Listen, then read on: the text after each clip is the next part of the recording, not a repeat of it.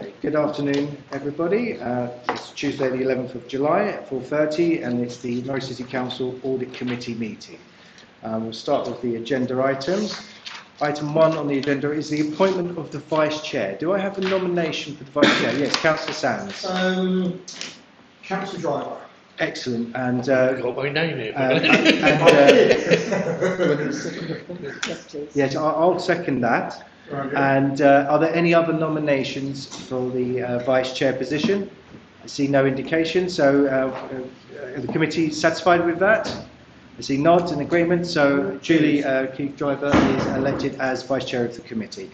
Thank you for that. So moving on to item 2, apologies. Do we have any apologies? Chair, we've had apologies from Councillor Fulton McAllister. Thank you very much. Chair, I do apologise that on the main committee, and I have tried to put that right on the website, that the wrong list of names comes on your main agenda, but that's much best I can. I'll be corrected that on the website. Thank you, and we did have forward notification.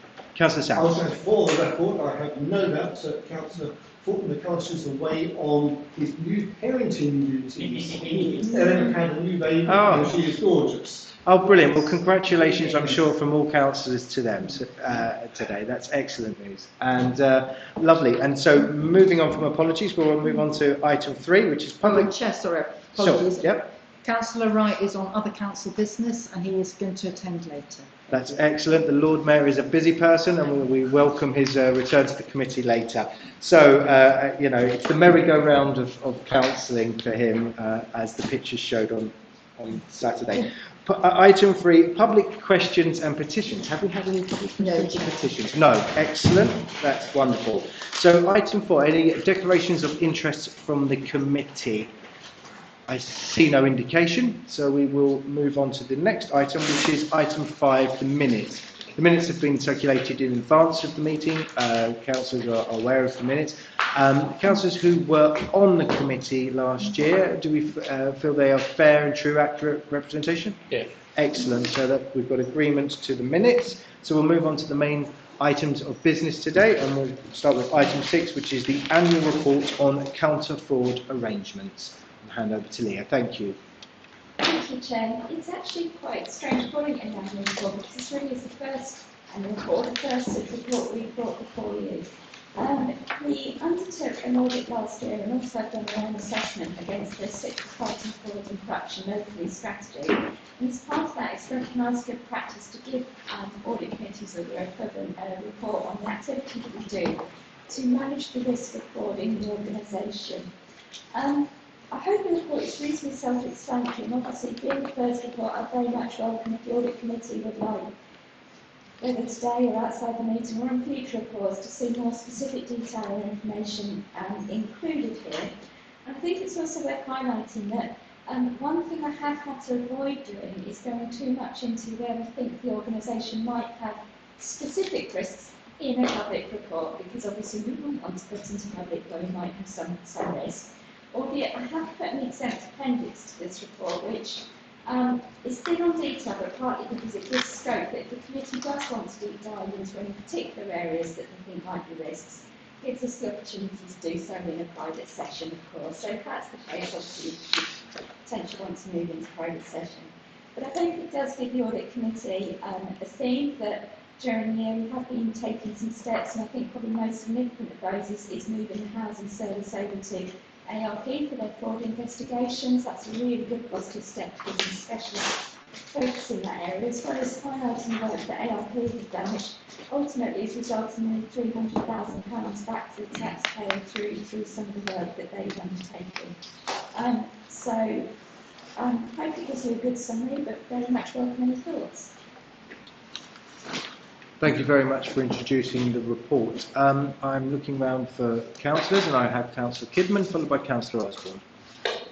Thank you, Leah. This might be one for some more detail on at some point. I was really interested in points 20 and 21, where the National Fraud Initiative investigations managed to uncover, if that's the word, they removed single person discounts amounting to £297,000 from £21, saved across the councils, increase, and then the council tax support wrongly claimed or awarded 37,860. So yes, I see that it's a national exercise. So the details I probably would be interested in is how often does that happen, and how much, how often is there then therefore the potential to uncover that kind of public money?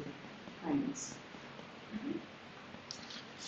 Do you want to come back on that, Vicky? So the NFI is usually annually, and what it does is take lots of data from council systems and then compare it to data that's held in other organisation systems. So we already do a lot of matching across the DWP in particular, so that it will only show up so much, but for example, it compares against NHS data and all sorts of things. What it might do is take an identifier like your national insurance number and go, well, we know that that individual is there, but they might have another individual with a national insurance number registered at the same property. If we go, well, that person's claiming a single person discount, but the NHS thinks somebody else is living there too, it can then investigate. And whether it's just there's an out-of-date record, that will be updated, but if it shows that genuinely there's two people living in that property, then you won't be entitled to that discount that comes away. So that's how some of that comes back. And of course, all the data protection elements that are entirely covered. So there's quite clear things in our privacy statements that says we will be using the data for this purpose, so it's all okay from that perspective too. So there's a lot of potential through that exercise to be picking things up. Of course, there are processes when somebody first claims a benefit or claims support, there are checks undertaken then, but people's circumstances can change and it's really helpful for picking it up. Yeah, Thank you, and I'll move over to Councillor Osborne. Thanks. I've got a question for the below the line bit as well. That's all right, so we can come back to that. Yeah. Just to ask about.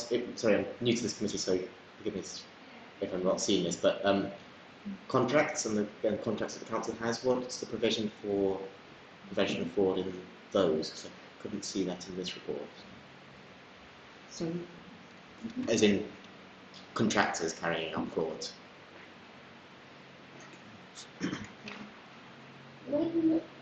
I'll talk broadly. It's hinted at in the exam session, so I think.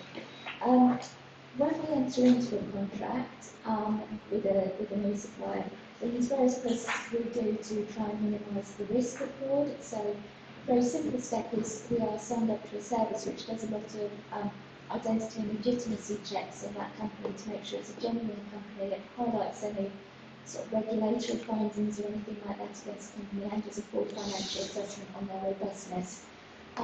We've now started running those quarterly in all major suppliers to make sure that if there's anything that crops up, those reports are now flagging it, and we have reports that show sort of positive trends and negative trends as well in suppliers as well.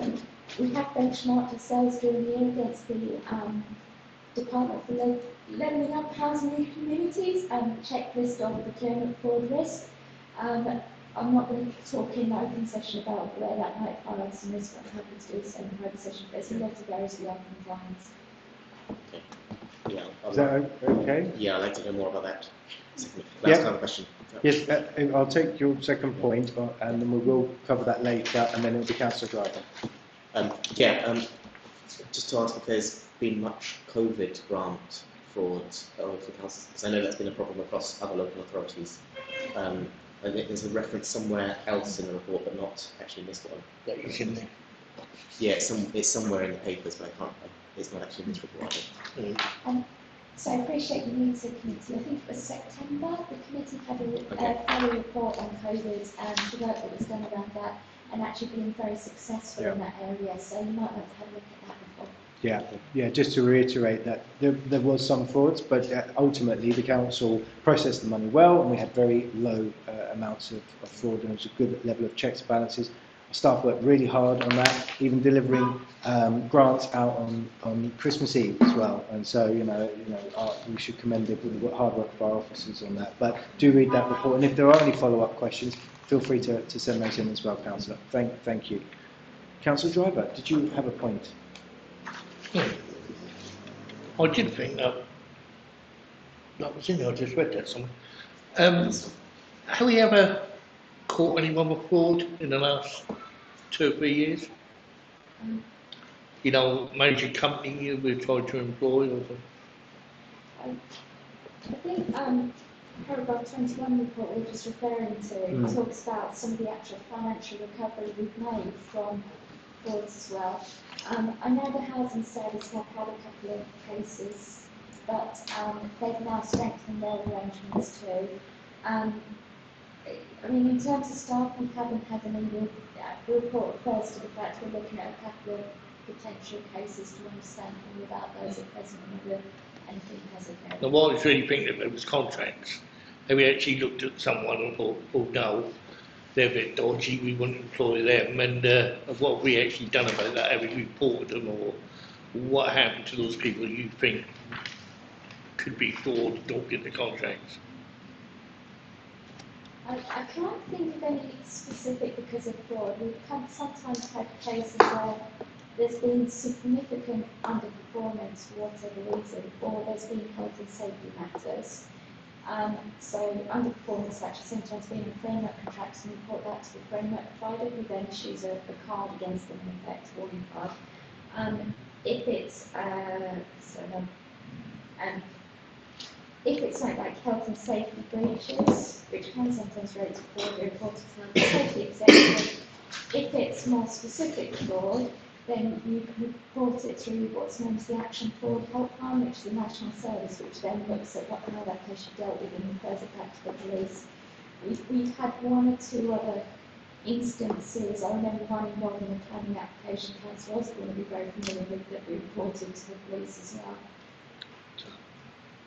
And I guess maybe you would add on this, or correct me if I'm wrong, is that, you know, ultimately it's about how robust your tendering process is and how you monitor those contracts that you effectively sign, what KPIs you put in it, are the checks and balances that you know the council need to be operating to reduce that potential fraud. Okay. Are there any other points for members? Yes, David, please. Yes, thank you. Just going back again to section 20 about the NFI, it's generally the case that the NFI matches identify hundreds of blue badge cases, but again that's not mentioned in the report. I presume, well, I'm making a presumption from the NFI introduced talking about the data that was required to be submitted by Christmas and then released in January, so it was this year's. Were there any blue badge matches in the You should say no. They're a county council function. Yeah. Not district council. We were just debating, obviously here at City we have parking enforcement, we have the permit parking, etc. But county as the highways authority and adults and children support will have the blue badge. Okay, can I come back on that? Please. The enforcement authority, do we have access to the Department of Transport's blue badge database? I don't know if it's got a name or whatever, to allow blue badge fraud to be identified and reported to the county? I don't know off the top of my head, but we can find out for you. If I let in Councillor Sands at this point, and I may come back as well on that just briefly. Councillor Sands. All I was going to say is that I'm certain there probably would be some sort of avenue for reporting blue badge fraud on county. Either Council Price or I could find out for you to both county councils. I think what's interesting there, maybe what you're hinting at potentially, is how the two organisations work together to reduce the potential misuse of blue badges. In my ward, for an example, I have the football ground, and I lived on King Street for a number of years, which was full of parking, people with or without blue badges, people parking on yellow lines. So I required a lot of additional parking enforcement, and I requested that to happen in that area. I circumstantially felt that the blue badges were being abused. So as parking, so the framing of the question back perhaps in this sense then is that the potential fraudulent use of the blue badges system, and as the authority responsible for parking enforcement, how are you getting the assurance and the data so that you are are working best with the enforcement resources that you have? It's a fair question, and we can go back and get some more information in relation to it. Thank you. I appreciate that, and just to bring that back round, and I'll see if there are any other points. But I do appreciate Leah bringing this report. I think it's good that we have this report coming annually. It creates a discussion point, and it also helps us to monitor this particular area. And so, as Leah suggested, if there are other points in the report that we feel we might have a few additional questions on, Leah has offered to take that outside of the meeting through email, and during the course of the next bit of time, we can also get a bit more clarity around the parking enforcement information. That's great. Are there any other points from committee members on that? Leah, did you have something you wish to?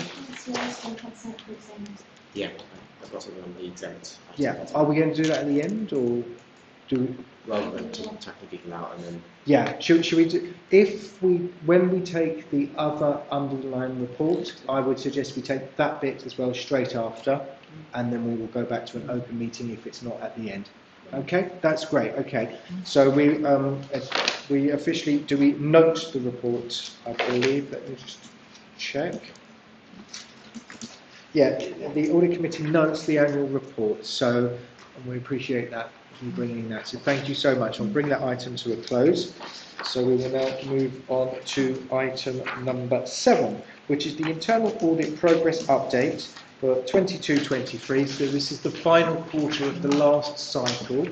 This report will be followed by the annual report. So there is crossover between the two, but let's try to concentrate specifically on the things being drawn out of this quarterly report if we can on this item. Thank you. I'll hand over to Faye. Thank you. It's on the supplementary agenda. Oh yeah, and for councillors it's on the supplementary. Thank you very much, Chair. Thank you for the introduction. Yeah, exactly as stated, this is the last progress report for the year ending 22-23. If we head straight to page 8 of the pack there, and 4 to 6, you will see that there are a number of reports that we've managed to conclude. They're currently they've been drafted and issued to management. We want to go through the verification process before finalising. I think it would be a good suggestion that at the point where they do become final, we provide those to the committee in their full version so that you can pore over those for completeness. I do also would like to highlight a couple of areas within the report, one of which was kindly highlighted to me by Mr. Harwood. Within the appendices of the executive summary report, we have the disaster recovery report has been written over by the trees and playground equipment. So again, I would like to circulate the full report to members to have a look at. The grading itself has not changed, it is a reasonable assurance. I've also noticed that the cybersecurity high-level findings have been transposed, unfortunately. So again, it is a reasonable assurance overall, but there's some different findings to highlight to you. So I will be submitting that to the meeting.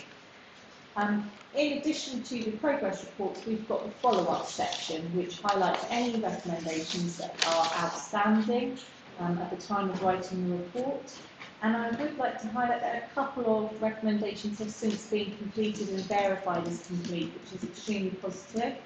The food, health and safety recommendations have now been verified as complete. And there's an NNDR discretionary top-up relief for charities recommendation that I've received the evidence for. Normally, the best thing to do at this stage is hand over to members for any questions that they may have. Thank you. Thank you very much, Faye. So I will throw it open to the committee. Councillor Driver. Yeah, just one there. I see everything except for the annual government statement is reasonable. Is that reasonable? There is a limited assurance report for safeguarding, and there's a limited indicated at the moment for key controls until we can do further verification work. Keith, just Maybe not. So that is You lost me there. But so we've got here on page 9, we've got safeguarding limited only, with one significant control needing to be implemented. Key controls at draft stage with 5, so that's very significant. And so at the moment, you know, I have looked at the full safeguarding report as well. No, I was just looking at We do have 4. the musicals. We have 4 overall gradings Yeah. that we're able to give each piece of work. We've got substantial, which is the highest. Limited is kind of in the middle. So we're looking at areas where a few improvements could be made, but actually the framework itself is stable. Then we get into the negative assurance grading. So limited, clearly there's a lot more work to do, and then no assurance, we really would be looking at a different conversation. But yeah, there's a bit of a mixed bag there overall. There's 1 substantial, quite a few reasonable, and 2 limited for the plan overall there. Okay, where's the 2 limited? I can't see them. Page 9 of the supplementary agenda. Yeah, and page 12 as well, you'll be able to see a limited referenced against safeguarding there. Oh yeah, I found them there, isn't it? There. Yep. And there. Okay, so Councillor Osborne, you had indicated after Councillor Driver, so you do want to ask something? Yeah, I was going to ask Okay, about I will take the key Councillor controls. Osborne, followed by Councillor Sands. Yeah, just to ask about the key controls. I guess this comes back to what we were talking about earlier about suppliers. It says we are unable to verify that supplier changes are made with appropriate verification. So will that be addressed through the process that Leah was talking about earlier? Yeah, so the way we would approach this is now a formal recommendation will be raised, a deadline date will be assigned to that. If it's not completed within the time frame, it's going to come back to you as a committee, and you'll be able to see the reasons why it's not completed. I'm absolutely sure that, you know, as part of the next report that's produced on fraud, that will be incorporated and either shown as complete or still as a recurring issue. Yes, supplementary. Yes. And the debt collection, where debt have not been subject to regular and recent recovery action, is that housing HRA debt, or is that commercial? That's across everything at the moment. There's definitely a corporate approach being adopted, but in terms of producing this report and seeking evidence to support that is still in its early stages. So to be prudent, we've raised it. But that particular report, I think we need to do a lot more work with management to verify the findings. When we've got to a position where we're all content with those, the finding will be provided to you as a committee. I guess from a council point of view, I guess I see housing, HRA debt and general fund debt as completely as separate. So I guess I'd look for 2 separate measurements of that. Yeah, and there will be individual policies and procedures within those, but I think what we're looking for is a real drive on this, on age debt and writing off of debt if appropriate. So could I just drawing something out from your response there? Is it advantageous that we actually see that split into the 2 areas of sort of the general fund and the HRA to give us a better picture of where that could potentially lie? What do officers think of that? So we haven't split it out in the report actually, but in terms of finalising the report, I'm sure that information would be able to be provided to the committee so you can really see the context by which the recommendation is raised. I think that would be useful to going forward. Okay, and so I'd like to, at this point, move over to Councillor Sands. With the safeguarding assessment, I mean, I know from experience, try and get councils at times to do some training, especially online training, like burning cats. So I noticed that only 30% of council employees have not yet completed that e-learning. So what steps do you do to herd cats, so to speak, with other council employees? So the senior leadership team here have a great track record of looking at training and making sure that it is being completed. And what we would like to see is that particular mandatory e-learning package to be added to that management information, so that ultimately we can chase this up and make sure that we get much more towards 100%. We will never, you know, let's be clear, we're never going to get to 100% for various reasons, but I think it needs to be a lot higher than 33%. Wonderful. David, would you like to come in at this point? Thank you. Yes, thank you. Yes, can I just go back again and talk about safeguarding. Yeah. And obviously the descriptor that's on page 18, the supplementary pack, and the top right-hand box about key strategic findings. In the first box, the final sentence says we've been able to receive evidence that confirm DBS checks have been completed for those already identified and required. That's quite a worrying statement. Yeah. So is it really saying what it is saying to me? That there's no evidence that Norwich City Council are employing people working with children, potentially adults, older people, or whatever it is, that have not been DBS checked? Well, I just want to come in. I'm pleased you raised that because that's the biggest concern I have from that report myself. With all this back, that's the most Absolutely, worrying point. absolutely. And I completely agree with you. And if you were not raising it, that's exactly what I'd be raising now. I have a very strong concern about that, and I'd be interested to hear the officers' answer. Yes, and that's exactly why it's in the pack. I think where it says where no evidence has been provided, subsequent evidence has been provided, but it's not in time for this audit report. And I think at the time of writing this and finalising it, I couldn't give assurance over that. I was unable to do so with the evidence provided. So I think we were ultimately going to see this high priority urgent point moved to completed very, very quickly. But I think the ambiguity is around the fact that the legislation has changed, and actually we want to make sure that we're carrying out DBS checks for the right individuals and staff members in accordance with the guidance. So that's where the concern is. But at the time of writing this report, yes, no, I had no evidence to suggest that all DBS checks have been completed, unfortunately. Councillor Packer is indicated, but Councillor Packer, if I can just let David come back and then I'll let you in. Thank you.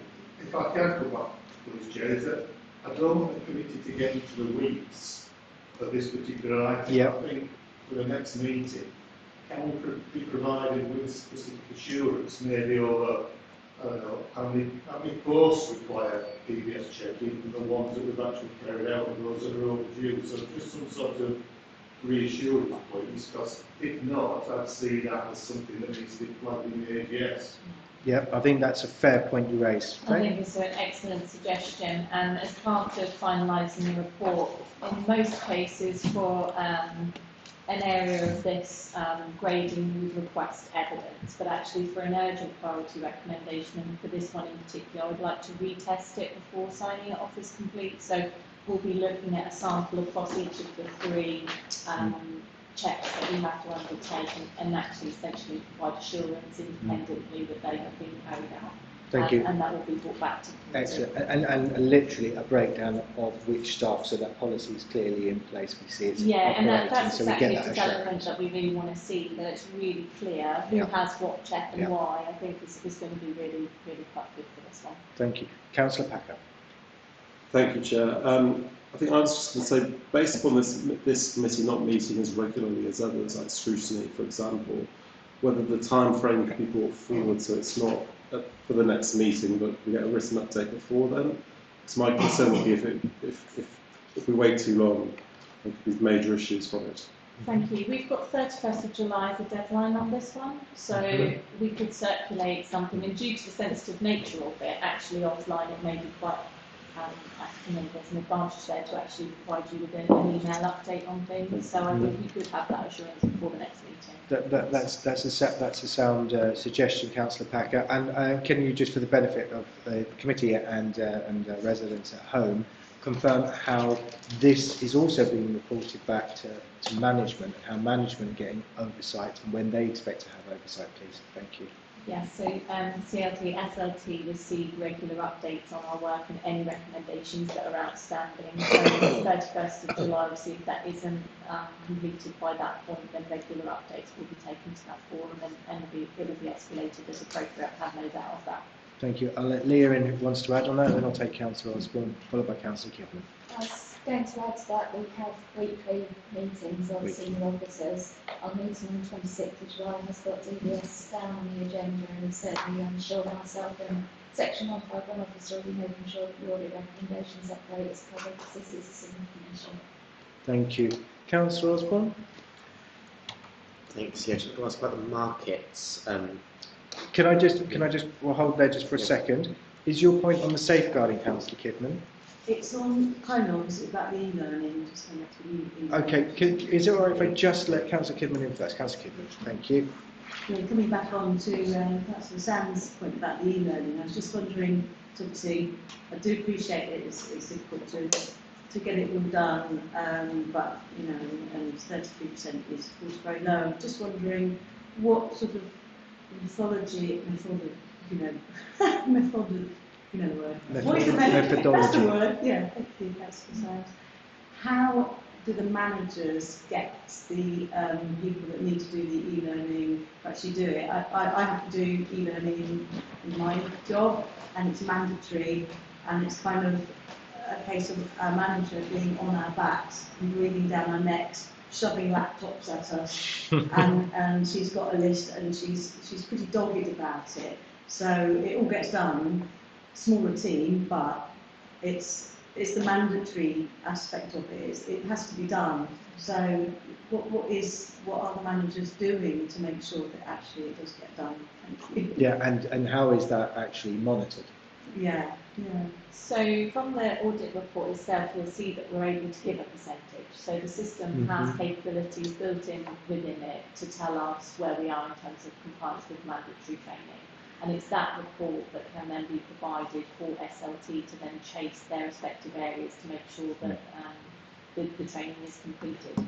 And that does actually already happen on a number of cases. I think for this one in particular, we want to see it's been committed that there'll be a refresh of that training as well. So it will be new, and there'll be an expectation for everybody to go in and complete it with their proper comms around that as well, to make sure that everybody across the organisation understands how important it is and what a priority it is to complete it.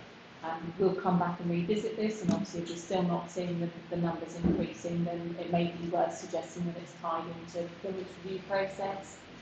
There's lots of different things that we can try, but at the moment I think we will see that percentage go up just from having senior management look at it.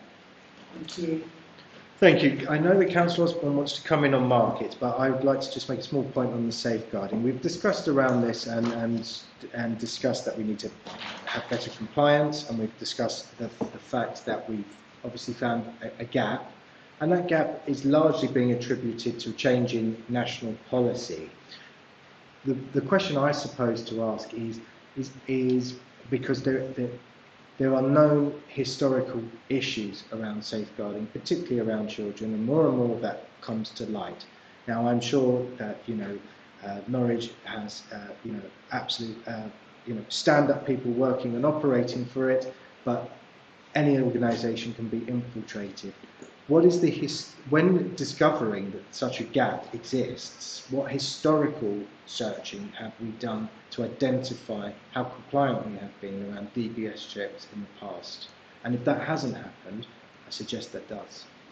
So that's the missing puzzle piece, as it were, and the evidence that we sort of need to provide that assurance. And I have seen subsequently, after the report's been finalised, a number of checks that have been undertaken, a recording system so that we can show what DBS checks have taken place and how regularly. So that assurance is available.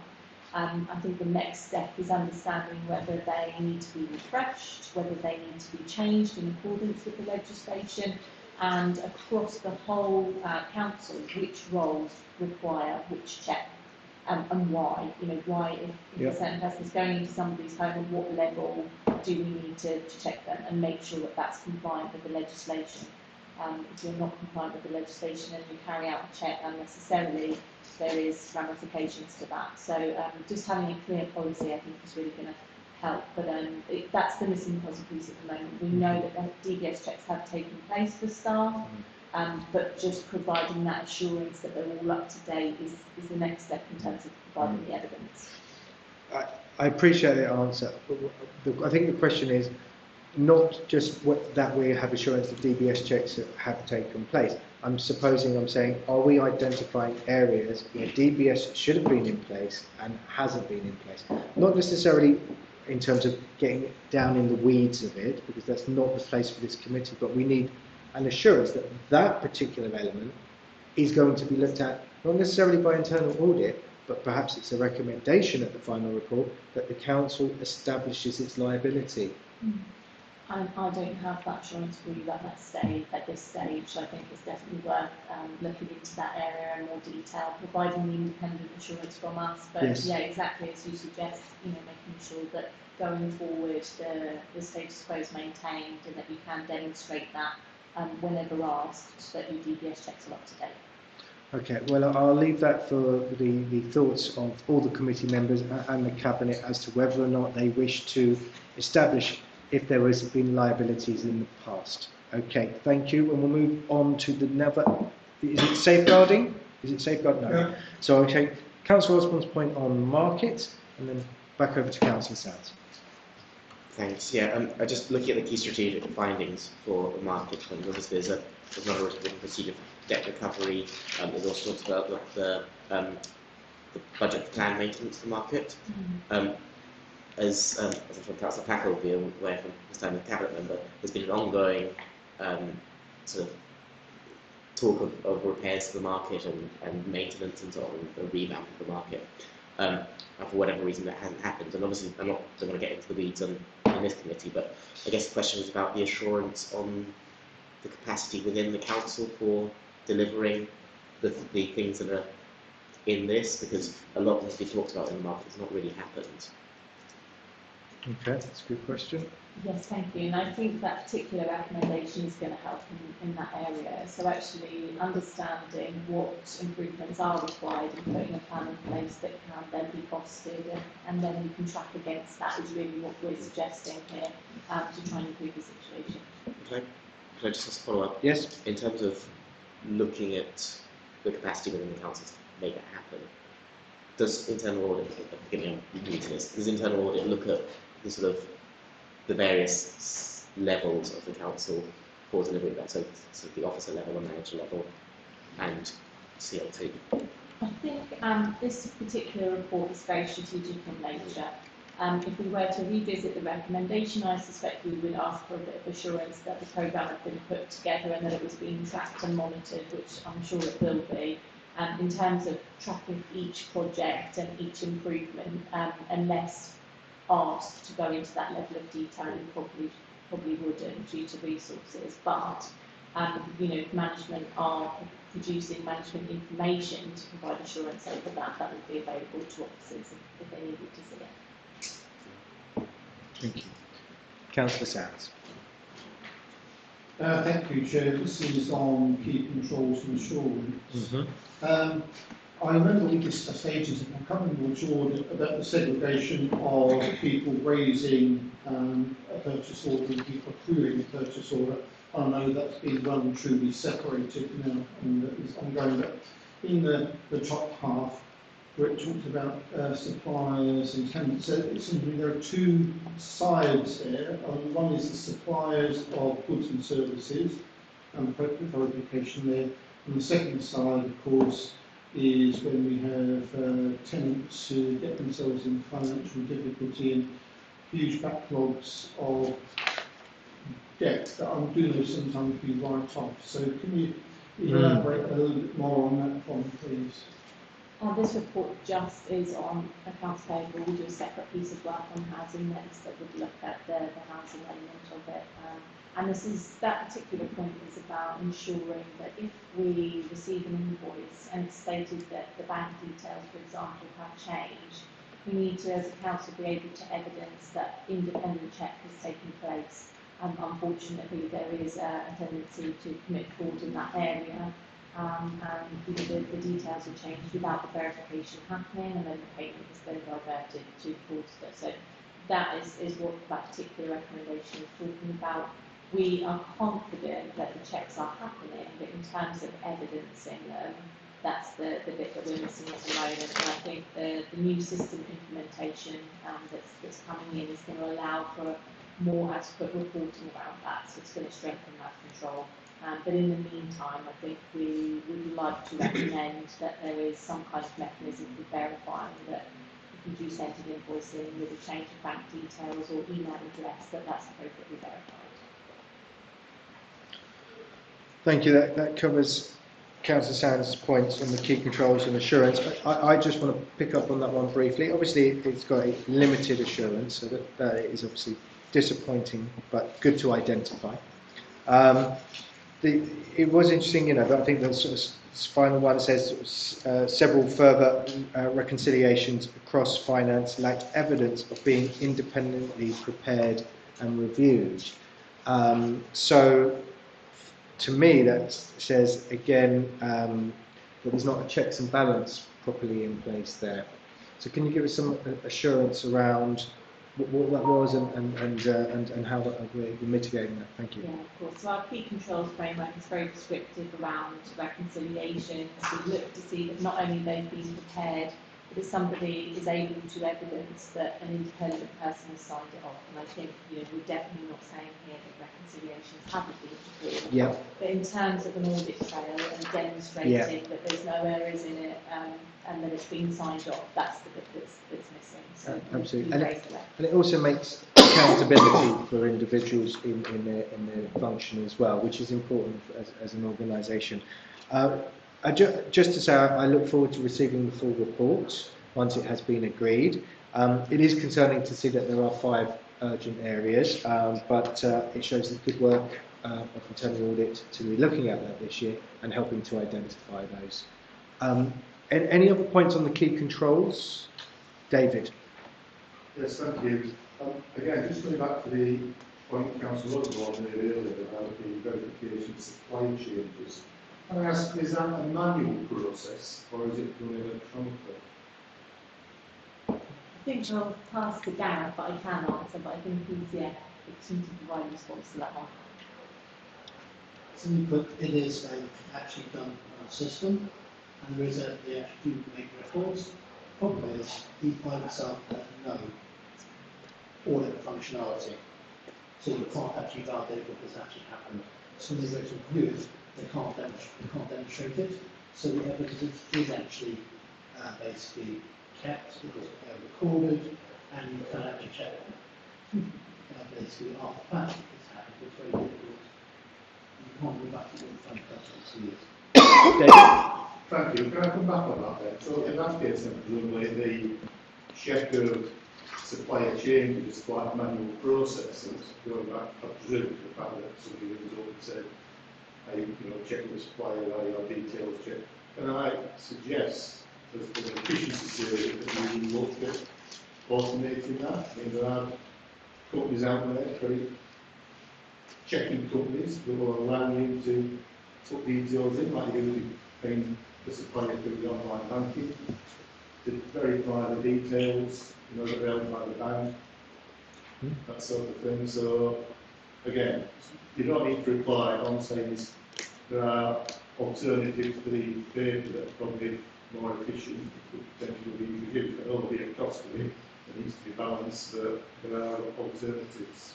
I think that's a fair and positive suggestion, David, so thank you for that. I'll hand over to officers. In practice, it is quite a manual process, as you noted, and part of the thing we need to do is actually cleanse the actual supplier records more there. So there are often multiple, the same supplier with different basic locations, addresses, and so that's part of the process moving across, and that is part of what we need to go to. With quite an automation, I'll take that away and actually run through somebody to do that. I really don't do that to a great extent, but I could be wrong. Thank you for the suggestion, and thank you for taking that on board and looking into that. Any other points from members on this quarterly report? Councillor Sands. Very minor point relating back to food, health and safety.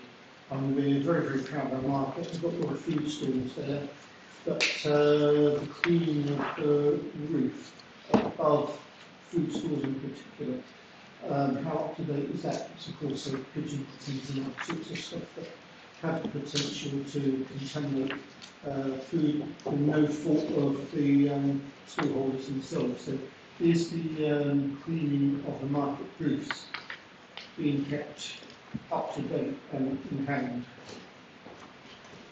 unfortunately can't answer that question.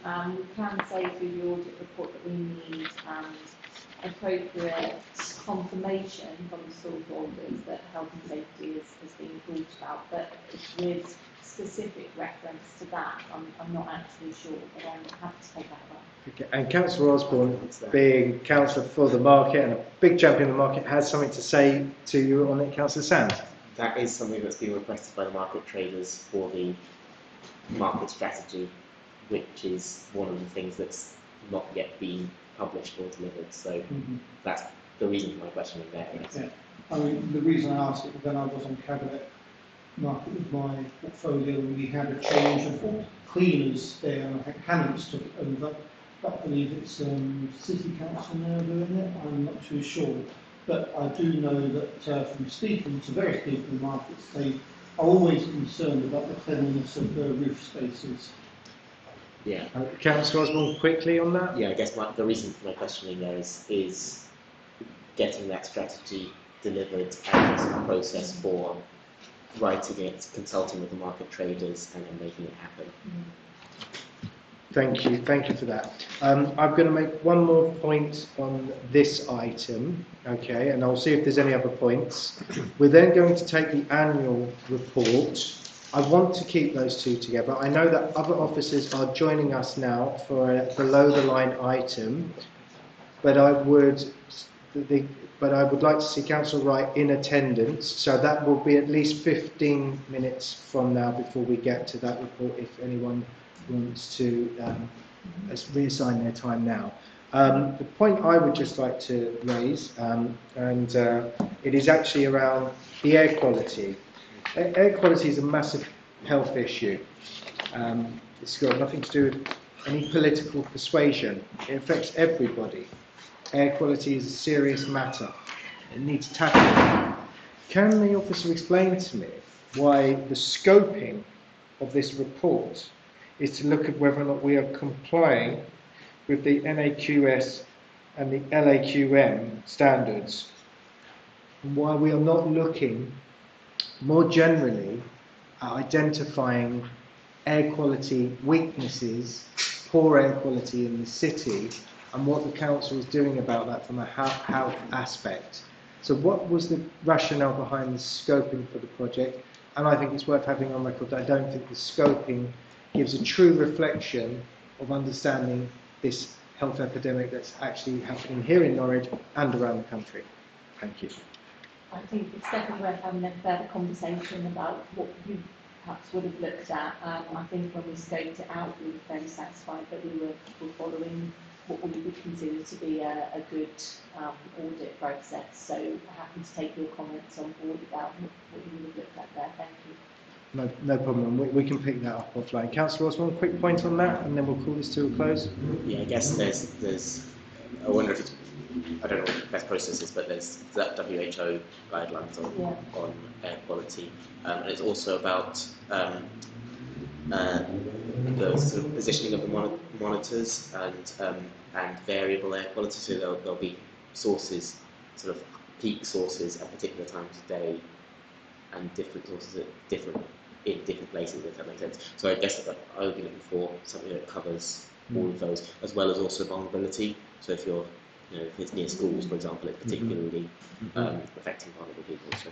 We do have an environmental sustainability audit in this year's programme, so we may actually be able to feed some of that into there.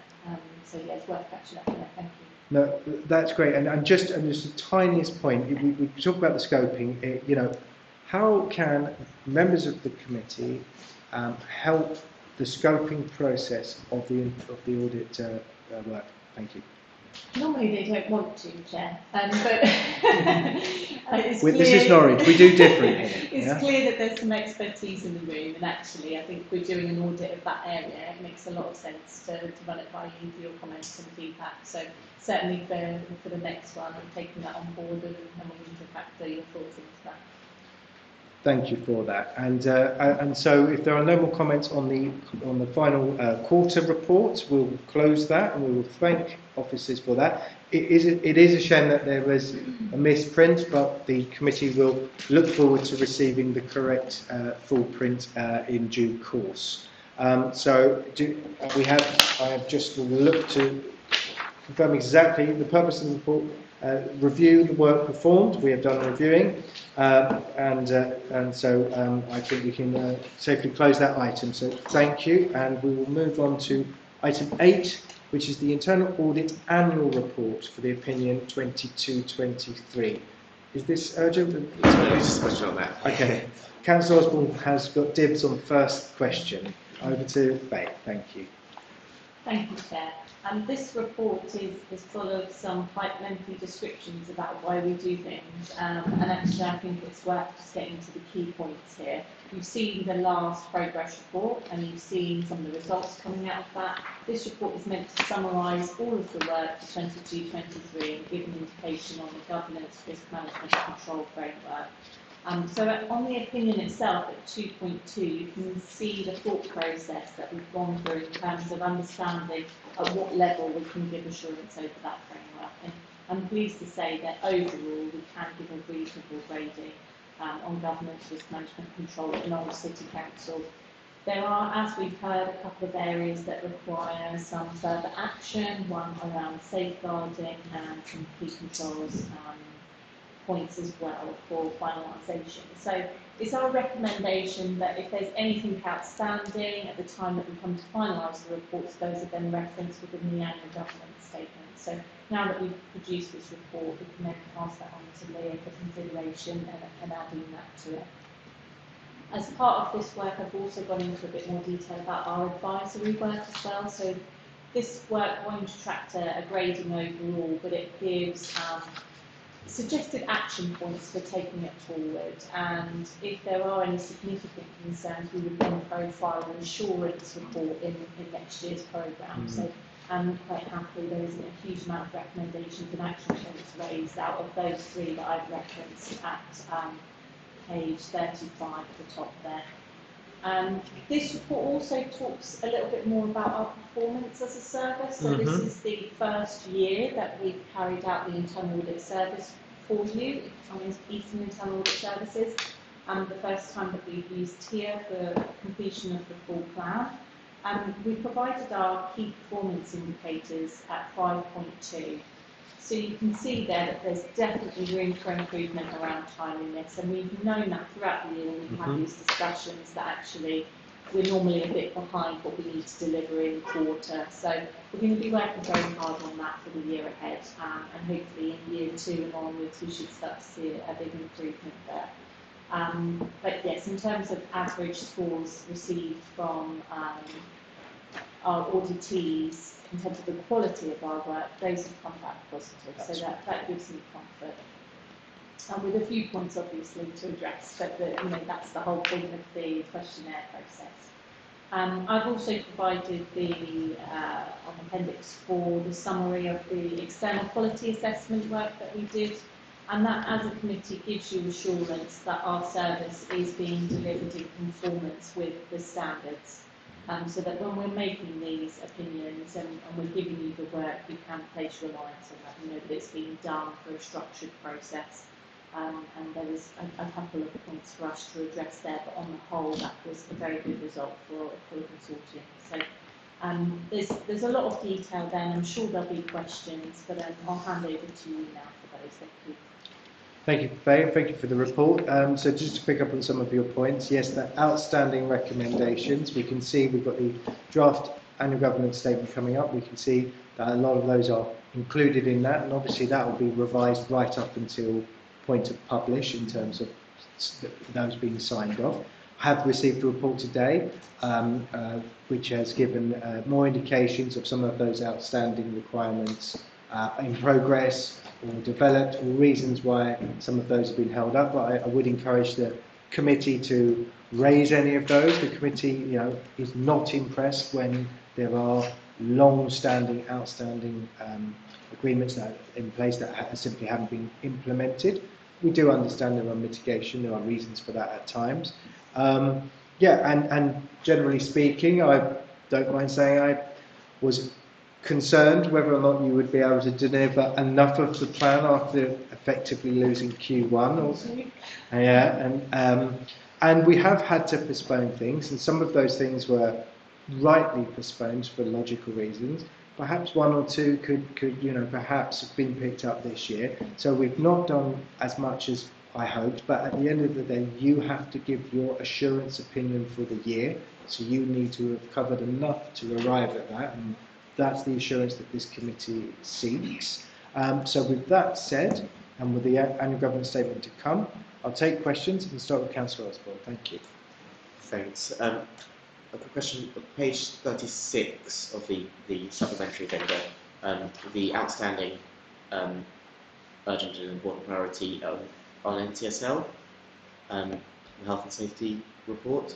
When is that coming, and will there be other reports on NCSL will be coming to audit or internal audit? Yes, so that particular outstanding point will be covered in the progress report under the outstanding audit section. So you'll see an update from management on there. So if I refer you to that page when I put it, then you'll be able to see what the latest position is and when it will be completed.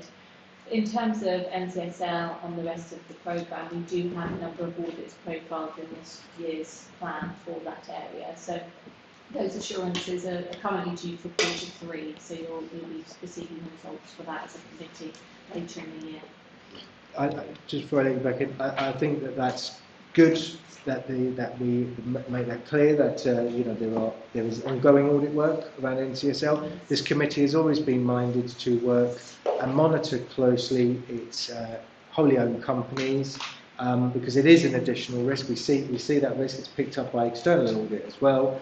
And we've done positive work in both of our main companies, which has helped improve the governance and reduce the risk to the council. So I'm pleased to hear that we've got more work next year.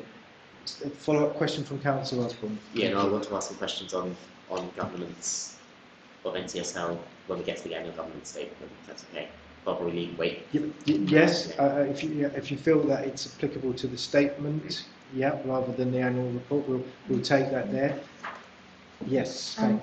So when I've just found the reference I was talking to, page 24, 46, you'll see the revised due date on that environmental services from the 31st of July. Yes. 23, and it said that it's been requested that the health and safety board receive the report, so we should see that one complete very soon. That is welcoming. I think it's worth at some point just drawing over to officers to just explain how they have been diligently working hard to get these signed off and to make it abundantly clear that in some cases they are going to be in the last chance saloon and we will expect them to be here. I have received a few notes, which is a simpler way of getting a progress update, but I will be working offline. We've done a lot of focus on this between the last two, since the last meeting, in terms of trying to get these signed off. I've been receiving updates from officers about their work. So before I take any questions, do officers want to add anything to that other than to say that I have received some notes, there are still some outstanding, and officers have been pushing hard to get those closed off. Does officers want to add anything to that? It might be helpful to note that on one of the items, capital audit, this is actually something delayed. New chief exec, the paid service, wants to take the time to make sure the government structure is right. So what that basically and they're going to make sure that they are being statutory responsibility for the structure and the governance, and making sure that what the operating model of the council delivers that, and the right staff in place for that. And therefore, until that's going to through the process, that might be slightly delayed. But if it was going longer, basically we would speak directly to the head of his paid service, and basically see if we could go forward with a short-term solution to make sure we close up our audit item. And otherwise, the head of HR has responded for the queries for remote through to chair. I don't see the chair would like, we can always share that around the Yes. committee. Yes, please. That would be welcome. And we will look to overall basically look to chase it down. And so what things are we doing over the next couple of months to chase it down and to recommendations, because it's having to share across multiple boroughs. We help have a chaser in-house. So I'll try and perform that role to the extent, including my own DC as well. Very much appreciated, and I appreciate the focus and the importance that officers are giving that, because it is important that we try to get these recommendations embedded into the systems quickly. Are there, Councillor Osborne? So you might have to explain what a position statement is to me around my question, but on the Appendix 1, audit work undertaken 22-23, there's planned housing maintenance, and it says the position statement as assurance. What does that mean? That's an advisory piece of work, so it won't attract the grading. We'll look at a new and developing area, suggest actions and improvements for taking that forward. So within the progress report, I could have pointed what those were. But this table that you're looking at Appendix 1 is just a big summary of the work that we've done. But yeah, it's the advisory work. Okay. And can I just follow up on that? Yep. So obviously there's been issues that we've reported on before in terms of repairs and maintenance. There's been delays in void turnarounds, for example. So I'm assuming that would be covered in that. So just for a bit more context and information, we have an annual programme of work, but we've also got a 3-year strategic plan. So as part of the audit planning process, we identify the really key strategic risks, look at what assurances are being provided in year, maybe by independent providers that we could rely on. So when we brought the plan to audit committee in March, we outlined how we were going to provide assurance over the next 3 years in those areas. However, it is subject to change, so if new risks emerge, we can swap and change things around in the plan. So one of the things that I'm concerned about is the council's obviously got a commitment now to spend £53 million in the next 5 years on retrofitting council stock for energy efficiency, and so that's on top of the existing programme for maintenance. Well, actually, I've heard different things. I've heard that it's on top of that, and I've heard that it's as part of the planned maintenance as well. So I guess one thing that I want to see is how Audit will be assessing capacity to deliver that, and whether there's the skills and capacity within the council to deliver that, how that will go to sit alongside planned housing maintenance. Just to pick up on that as well, this is actually quite an important policy for the council, the retrofitting, and we've got the 2040 kind of carbon neutrality commitments from this council.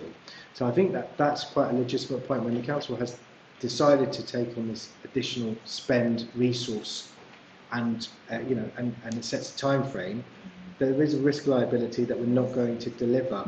So how do we get the assurance for this committee that we avoid that situation? Given that we've got new members sitting around the table, it might be important to revisit the annual programme and 3-year programme, and actually, so we will be doing that as part of the audit committee programme throughout the year, but just a bit more information about why we're looking at it here, what we might look at, and if there's anything that you then want to feed into that, then we can have a conversation.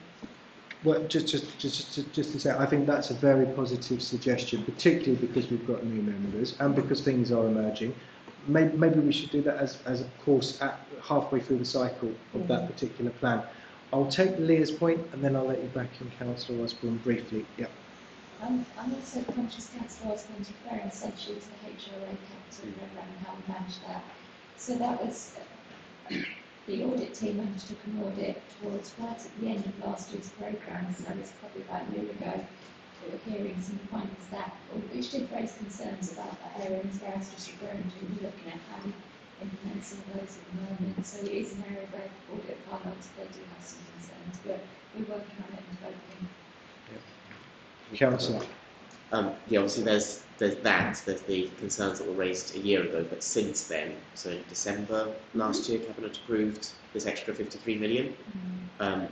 So this is sort of on top of that as well, and a lot of the retrofit stuff is in some ways different to the planned housing maintenance. It's different skills, it's different delivery capacity, and that's why I think it would be really worth looking into how we're going to be delivering that, because as far as I know, no council really have the skills to actually deliver that kind of level of money. It is actually a fair point, because although people have always been making improvements to their houses, this is now a new area really for a council to be embarking on, but there are certain specialisms, and generally the council will know that because it has experience of the industry. But what would you say?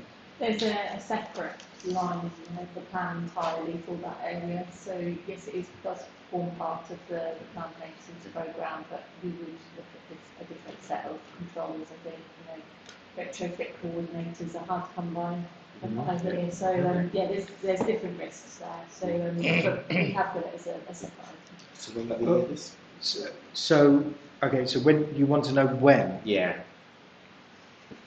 So let me refer back to the plan. So just to say, we've agreed that we're going to send round the plan again, and for any fresh comments from members. And I think at that time when you're sending it, you can give confirmation. But I'd like to move on now, if that's okay. Absolutely. Are there any last comments on the annual plan? I'll give last comments to David. It's the only one indicating, and then we will close this item. Thank you. Yes, thank you very much. One of the points that the annual reports goes to include, going to the standards, is a statement about organisational independence. I've not seen it in this report, but it just... Dave, we normally include that within our charter. It's definitely outlined in the strategy in the charter, but I haven't historically reviewed it within the document on the opinion, but I'm happy to review that. Thank you. And possibly send in the charter again as well, just to confirm that is. David, any further points? Last points? If I can, that's okay. Sorry if I can. I'll take page 39 points first, which point 8 about the feedback score received from clients by survey returns. Is there anything the audit committee can do to help you get a higher response rate, like saying audit committee expect you to respond to this survey? That would be really helpful. I think you've probably seen from the last para there that I think if we're going to get a really good rounded understanding of how we're doing, we need more than 5 back. So we have been trying to chase people, but it hasn't really worked, and I suspect it's probably because it's a brand new process. I don't think it's been done before, but if audit committee can help that in any way, I'd be very grateful. I think I would be happy to write out on behalf of the committee with the support of Jackie in that respect. Are the committee minded for me to take that action to help support that? Yes, that's great. Thank you for that positive suggestion, David. You've got. I'll let you have one more.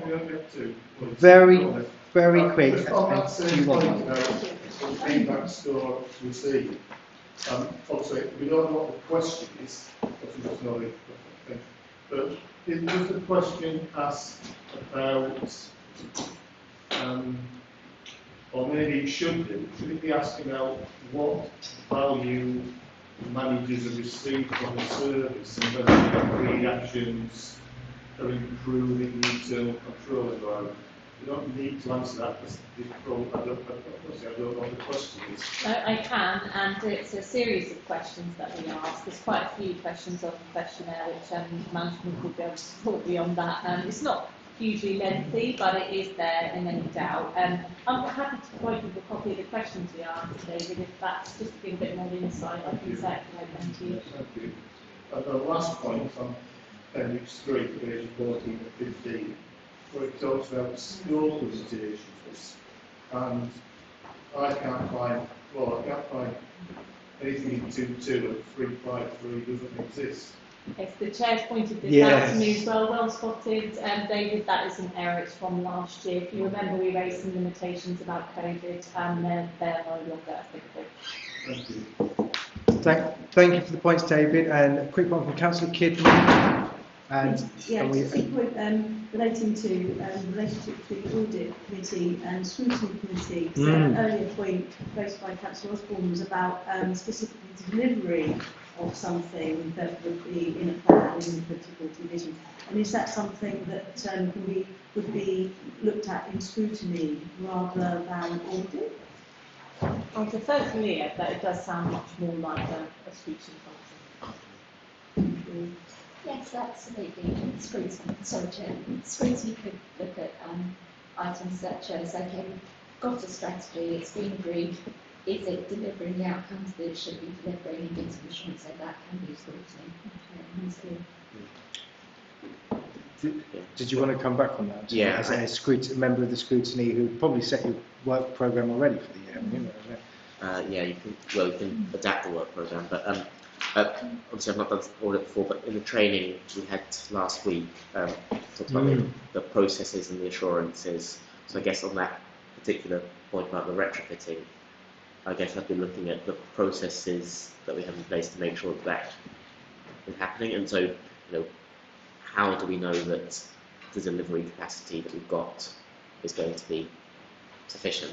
Yeah. How do we know that it's in the right places? Because it's sort of the retrofitting work sits across different service areas. It's tenant engagement, it's HRA and the property services, it's environmental services at the same time. So there's also for a big strategic priority like that, I've not got clarity yet on who's leading it, where the sort of the governance of it is.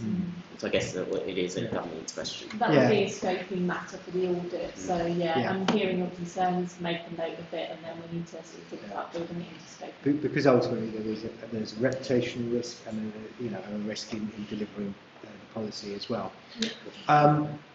We've been joined by the Lord Mayor. Welcome to the committee, Lord Mayor. The merry-go-round looked like good fun on Saturday afternoon. But just to say, we're just closing this particular item, which is the annual report. We've done it, and we're meeting slightly behind. Yeah, the internal annual audit report. Is there anything you want to add, or are you happy to move on? Happy to move on. Thank you. At the moment, and apologies for being on other business. You're a busy individual representing council, so thank you very much. At that point, in terms of helping, so we'll bring that item to a close, and we thank Faye for the report, and we've got action points from that, so that's excellent. At this point, in order to facilitate officer resource, we have items which are for not public, so I would like to take those now. So the committee agreed that we can. Councillor Wright, did you? Chair, the only thing, I am not 100% convinced that I support the notion based on the report before us. I can't understand why I've been reflecting on this today actually, why the cyber item is coming below the line. I don't think the report actually says anything. Okay. I think the discussion itself might want some stuff, and that might be the justification for it, but I personally can't see why that report can't sit in the public domain. That's a fair point to put forward, and we'll ask the monitoring officer for a response. Yeah. I mean, in essence, I tend to be a little bit cautious on making decisions on whether or not items go in the public domain. There's a risk that we could be disclosing things that could expose the council to risks when we don't put them in the public domain. Albeit, it's my decision to make in advance, and it's the committee's decision to make on the day. I might, if it's all right, Chair, just defer to my police. It's quite an organised. Let's take the opinion of officers. What I would also add at this point is that I think the public can have assurance that we're looking at this area in depth without knowing the full detail, but I think that we can do a better investigation now as a committee, potentially with it under the line. So I don't personally mind, but I think that it's a valid point. So let's hear what other officers have to say. So is that, Leah, are we asking the officers in the room that whether or not this should be below the line? for an I just opinion? think it's useful to get Clyde's Julie's opinion on whether anything in the report might expose us to any risk if it was in the public It domain. might help if they come to the table. Do you want to sit at the table and use it? Do come take this to you. Yeah. Thank you, come over, yeah. Because we're civil. Because we'll take this item anyway then, at this point. Should we just give this advice against and then take the vote and then but make it clear and come back to the public? Perfect. Thank you. Yeah, just to the point. Could you use the mic, please? Thank you. I'm not sure there's anything specifically in this particular report, but we're mindful that if there's any discussions that take place, then that might disclose weaknesses or vulnerabilities within the council's structure, so we wouldn't want to divulge. Councillor Adams, let's come Chair, back. that was the point that I made. You know, I wonder if there's a way that the report itself can be included in the minutes, but our discussion itself is the bit that's below the line. Good. I think that's a fair request that the actual paper is published, if not the minutes of the item. Leah, is that possible? Yeah? Okay, and the committee are happy with that, I assume, as well. I had a suggestion by Councillor Wright. So I think that's what we will do, and we will publish the item, but not the minutes. They will remain exempt. So at this point, what we're going to do is we're going to vote as a committee on excluding the public for this particular item. I would like to note for the members of the public that are here or watching at home that at the end of this item, we will come back to a public-facing meeting to finish the rest of the business. And so, do I have a seconder for excluding the public for this particular item? Second. I have a second, and the committee will vote in favour of closing the meeting to the public. That's unanimous. Majority, and so at that point we will close the public part of the And meeting. we'll come back to the public for the other items. And we will return in due course.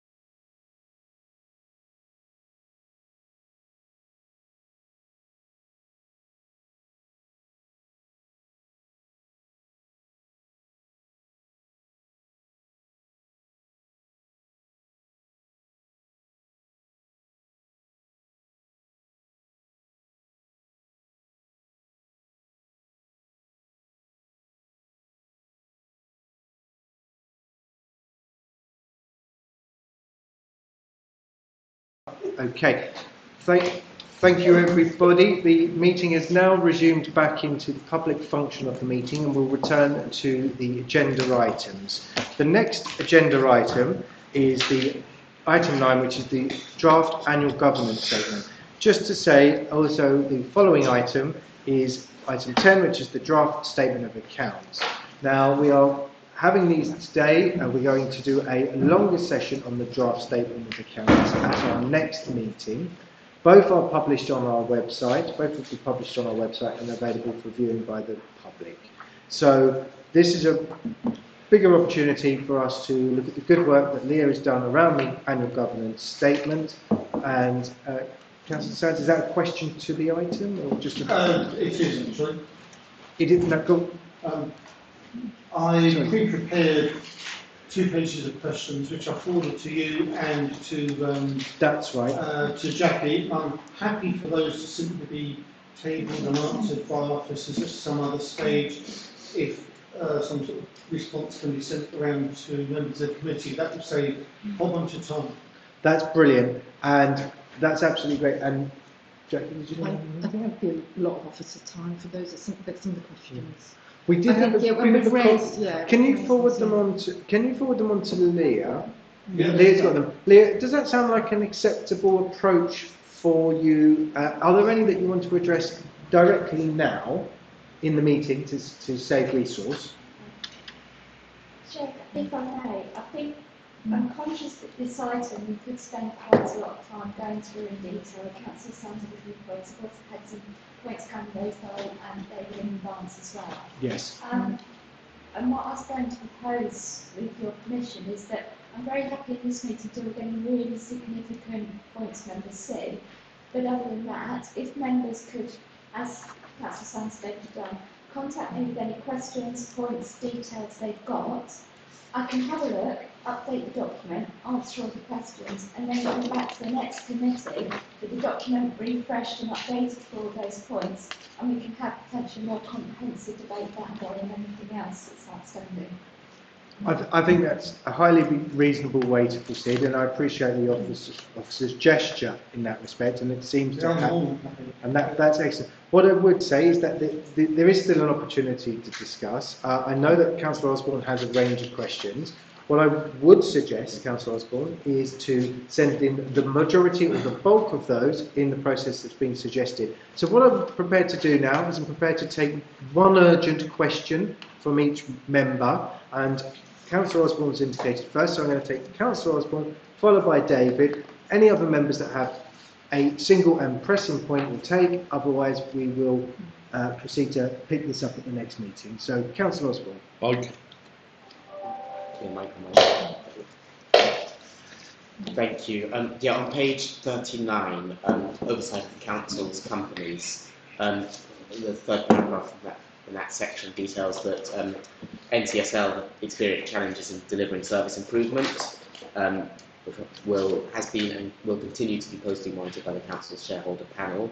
It also details that the chair of the NCSL board has resigned. I just want to get an understanding of what the governance process actually is for that.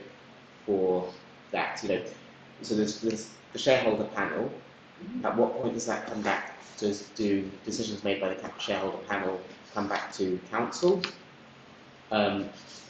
Which decisions are made by the NCSL board? What scrutiny was there by the shareholder panel of the NCSL board ahead of the chair of the board resigning, which I'm assuming is related to the challenges in delivering the service? What options appraisal has there been by the council or by the shareholder panel for moving forward with NCSL?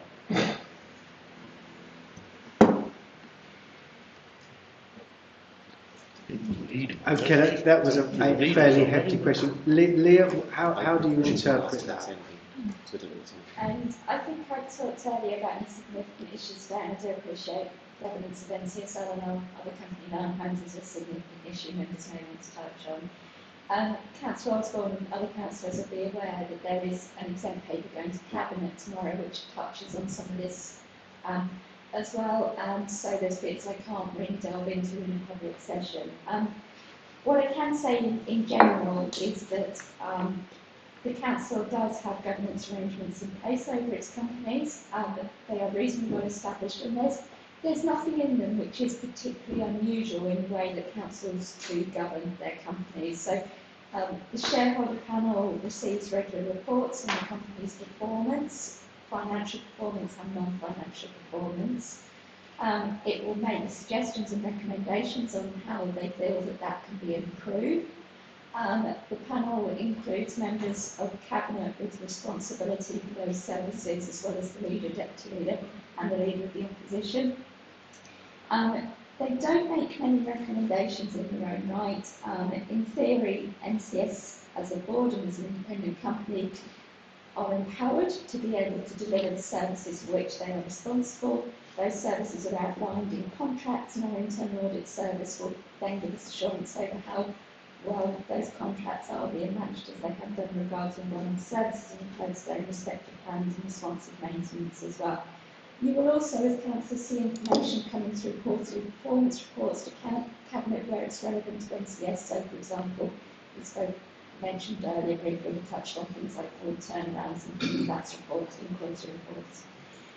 NCS and Lion Homes produce business plans, or should produce business plans, which are subject to scrutiny committee review before they are reported to Cabinet for approval. That has happened with regard to Lion Homes. The NCS one was not brought forward to scrutiny in Cabinet this year. That's obviously something that the council will be expecting to happen. Now we have got a new board in place. That will be one of their objectives. There are timeframes being agreed around that work. What I'm also happy to say in a public session is we have also commissioned a specialist review of the governance arrangements we have in place, primarily over NCS at present. That links strongly to the peer review we had earlier in January, which reported that it felt it would be helpful for the council to undertake such a review of how it manages the council's governance arrangements. So that will be taking place. It's been commissioned by local partnerships from local partnerships who actually write guidance to the council. Only two organisations that do really specialist guidance in this area, one of these local partnerships. They will be expected to undertake that in July and August, and will be reporting the outcomes to Cabinet in due course. Okay, well, Councillor Osborne, very quickly. I asked about the options appraisal as well, and I guess the other question, follow-up question is, you sort of implied there that NCSL will bring things to the shareholder panel to say this is how we're going to be improving. Are there things that the shareholder panel or indirectly the council to say this is what we want you to do to improve? Okay, I think that's a fair question to say what is the proactive approach, how are we being proactive in that management and that expectation with our own company, yeah. I'm trying to consider what I can say at this stage carefully, and I know Councillor Osborne had the opportunity to discuss some of this yesterday in a briefing session as well. I mean, inevitably we'll be expecting an improvement in performance, and we want to see financial stability. We will be expecting the company to bring that forward, and that will ultimately escalate into a business plan which is expected to go through scrutiny in Cabinet. How that's being done and delivered is probably best addressed at Cabinet tomorrow and through further council briefings. Okay, thank you. That gives us good assurance that there is a process in place, reporting back to Cabinet. Scrutiny will take a look at it, and I appreciate that. I think it was valid that Councillor Osborne raised some of those points, because for me, I think the overall document is really well done, and I appreciate the work put in it. But it was quite shocking to read, the loss of the chair of the board.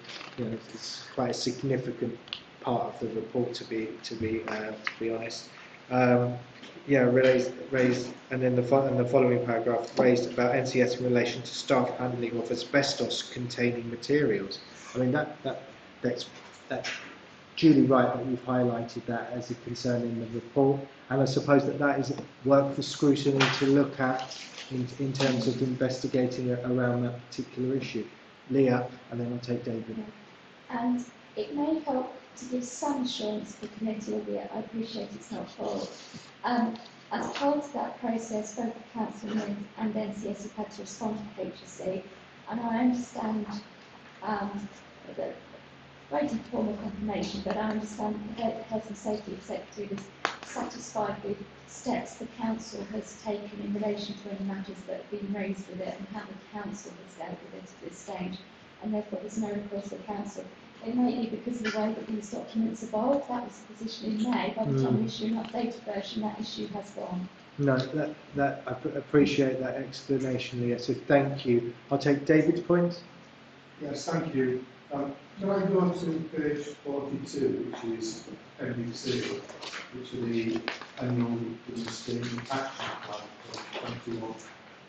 2021-2022. If my mathematics is correct, there are 22 actions here, which 11 have been completed, and 11 are outstanding, because Appendix A should be identifying significant issues that we expect to see addressed. But most of the implementation dates have been missed, obviously, for what a March, and we know we're now July, nearly August, so there's not 5 months over there. Anyhow, what steps are being taken, what urgency are being put to actually make sure that these are being addressed? Yep, thank you for highlighting that, David. That was my other main concern. And officers, if you could respond, thank you.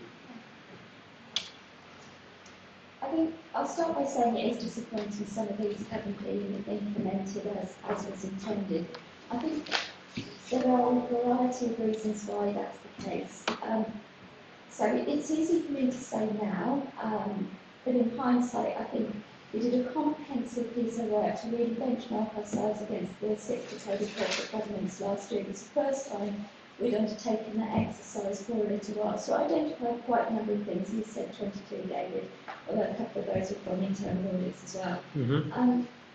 I think in hindsight, some of those we might not have identified as really significant issues. They're useful to be in here in the AGS to show we're doing something about governance matters, but they're perhaps not as significant as maybe they perhaps could be if they were a really significant issue. And a very simple one of those is, for example, we're reviewing partnerships and commissioning arrangements. We've got arrangements in with our partners for commissioning services and so on, so we've already got things there. We tend to do a review which hasn't quite happened because other things have taken precedence during the year, but because we've already got arrangements in place, it's probably not as significant as possibly appearing in here, because it would obviously be very significant if we didn't have anything proper in place. Scheme delegations, another example. I'll pick one. I think I'd intended to do it by March.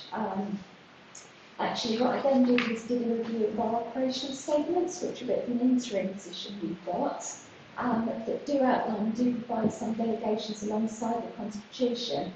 So, amongst other priorities, it was then, okay, we've got that in place, that gives us some comfort and some assurance. I'm now very much well progressed with actually doing a full review of the scheme, so that will be done by the 30th of September, absolutely. I think there was also a little bit of optimism bias in some of these, that sometimes things take longer than we wish to. And that previous one I've just given is a great example of that, where we've reviewed some things, they've been a little bit more complicated than perhaps we'd anticipated. Organisation culture is another great example, where actually in practice, trying to deliver a new organisational culture by 31st of March 2023 was a little bit ambitious. Such things often take 2 or 3 years. What we're actually saying is, let's commit to a formal action plan by a specified date, so we can then take forward that work. Just thank you for that, Leah. And I think that's a fair point. I think it's important to have optimistic targets, but missing targets not necessarily is always the worst thing in the world. Particularly if you're pushing hard for those targets. So I appreciate the mitigation that you've presented there in that respect, and I think that the overall point being that there is a general disappointment that there are a number outstanding. I think it's shared by the members of the committee. But thank you. I will take Councillor Driver, and I'm just looking for any other indications. That was good.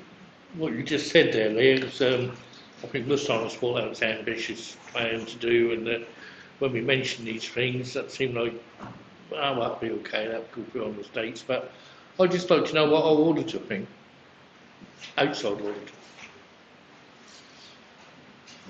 In terms of, Where we are with this, and about not implementing them on time and not bringing them out. And perhaps even take it further, how do you feel, do you have views on the drafts that AGS that you see today, any comments you'd like to make, and also on the delivery of the outstanding elements? Do you have a comment? I think is what Councillor yes, said. Thank you. it's a question I've seen at other bodies, and sometimes,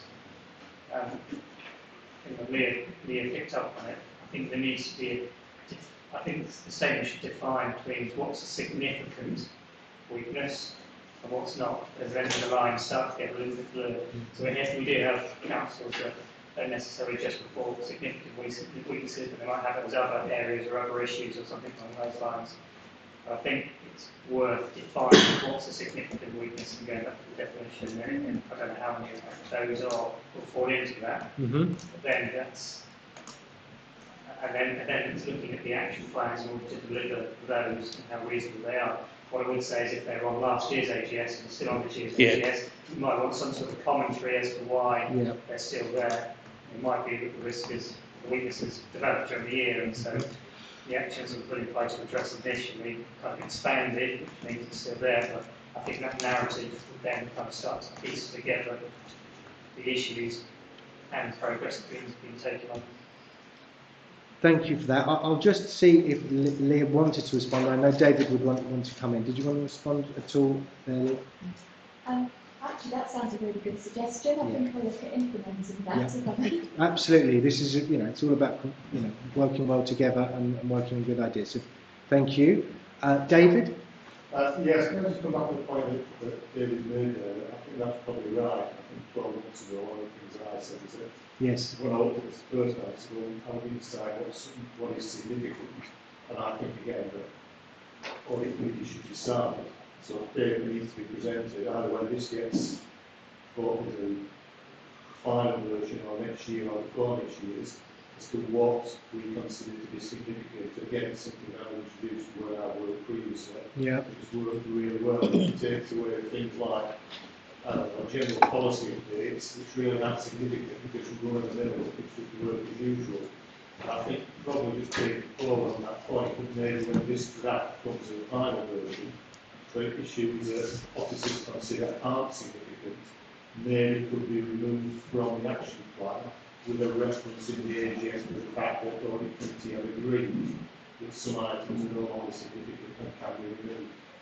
Again, that's up to the rest of the committee to agree. Well, but I seek views on it, but it sounds logical. But it does require a report that shows the train of thought and decision making in that respect, rather than them just disappearing and hearing, oh, we're taking full off, end of this conversation. So it's got to be kind of auditable in that respect. So, what are your views, Leah, on that approach before I ask the committee?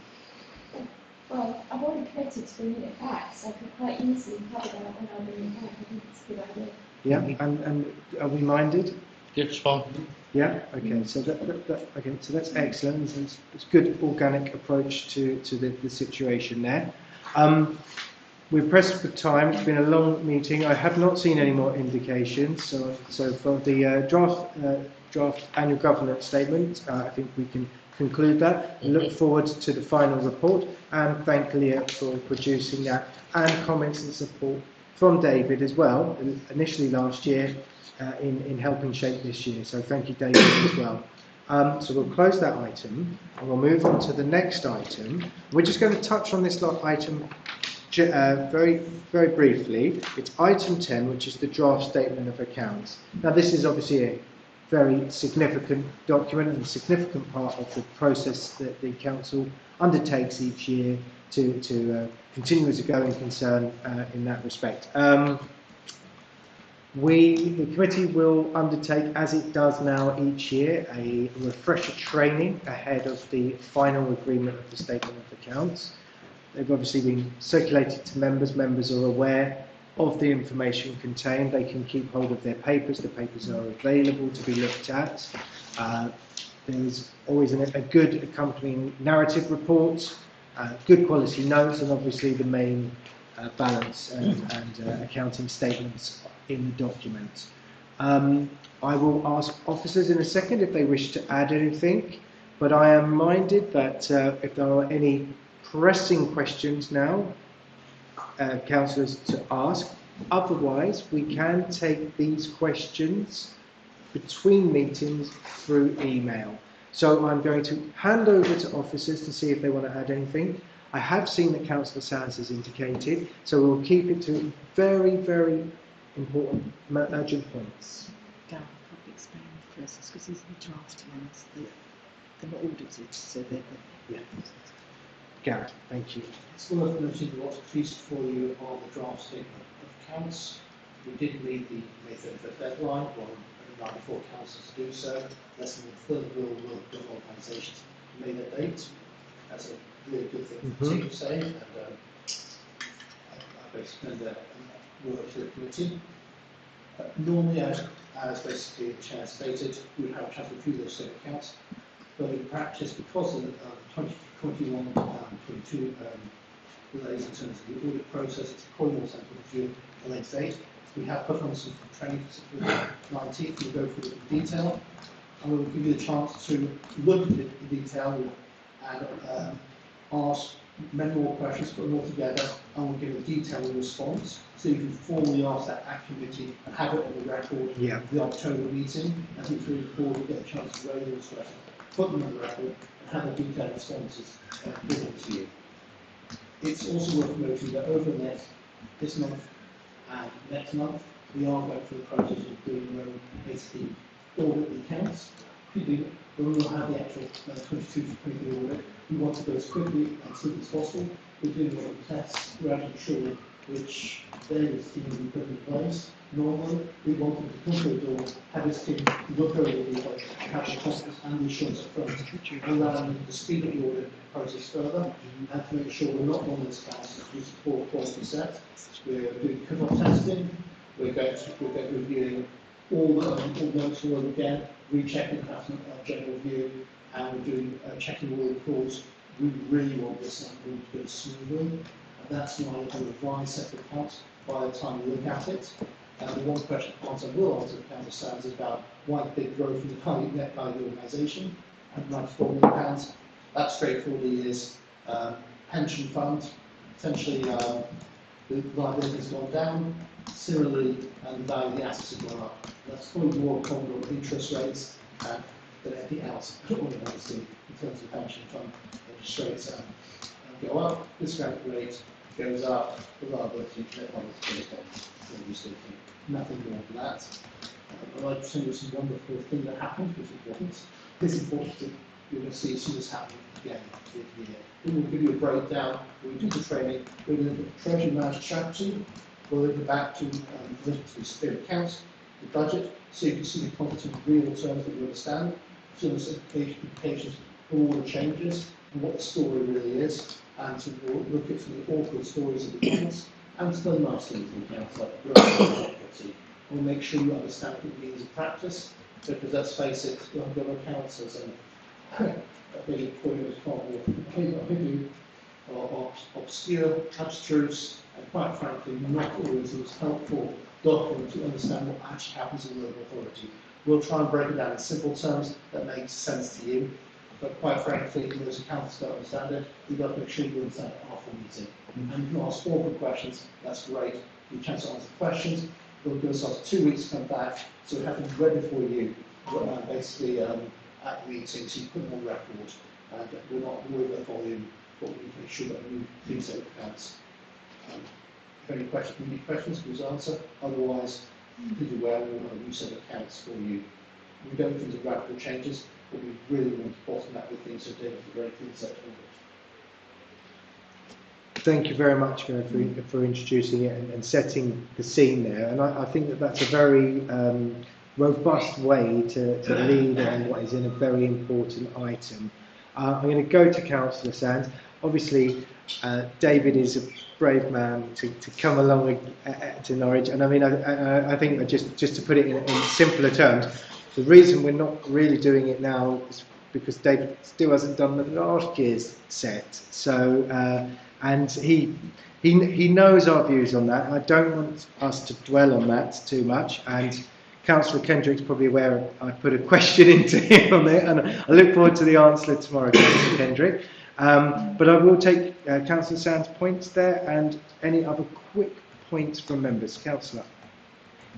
I will submit this as a written question, which is one I missed out. It relates to page 65 and the city's treasures, you know, the treasures, the paintings and whatnot. I was curious as to what's happened and where is the city mayoral coach or carriage. The last time I heard it was in refrigeration to kill mites and insects. We have these in strangers. We have these assets, and I think there are possibly ways of monetising them. So I'll put that in a better question and submit that. No, definitely put that in. I mean, it could really go to sort of asset management as well. And Mark Brown is the one I would personally steer it to myself. But good question. Put it in, and I'll let officers see where they want to take it. But I believe that it's in strangers or the carriage. Any other points? Councillor Driver, I'm just looking for any indications from anyone else. Councillor Driver, please go. Can you just explain to me on page 180 and 181, the two final figures? Are we 30,000 better off this year or worse off this year than last year? Or is it 300,000 or something, 3 million? Are you referring to cash and cash equivalents? Well, that one, and the one on the other side as well, which is brackets. It's gone from 111 million pounds down to 81 million pounds cash equivalents. It's worth noting this period of time the council repaid some of its debt. Yeah. They paid a big one, didn't they? Yes. So it's a net position to look at. So cash and cash equivalents isn't always most helpful to look at. I tend to look at the net borrowing position. Yeah. That tells you the real story. And overall, Norwich is in a better place in 22-23 than 21-22 in terms of its net borrowing position. And it looks over the next. Okay, so that figure, total reserves, that's cash. how much did that say? Because it's done in hundreds of thousands. 477,000. That's what I thought. Yeah, Okay. Excellent. Thank you for those points. I just want to make sure that was that much. That's good. And it's good to have drawn out the fact that our overall borrowing position is better, and that's a good bit of news to be putting out at this precise point. So, with no other comments on the statement of accounts, I will draw that item to a close. We will return to that at the next meeting. Thank you. And so we will now move on to the annual report of the Audit Committee. This is a report put together for our work last year. It's signed off by myself and Councillor Driver with the support of the committee officer putting it together, and we're very grateful to the committee officer for their support. It has been circulated to members. Both myself and Councillor Driver are fully satisfied with it. Are there any issues or points the committee would like to raise, or can we vote to send that on to Chair? Council? Yes. It has been pointed out to me there was under Neville's job title in this section on the officers to support you, I'm causing the section 161 officer. See, I will amend that. I gave extra 10 points. Yeah. 008. Yeah. Okay. So, but which Gareth, I owe that joke to Gareth because he pointed that one out to me. So that's excellent. And obviously, if there are any typos, do forward it on. But in essence, as the report is written to describe our work from last year, is the committee happy to agree that? Excellent. That's agreed.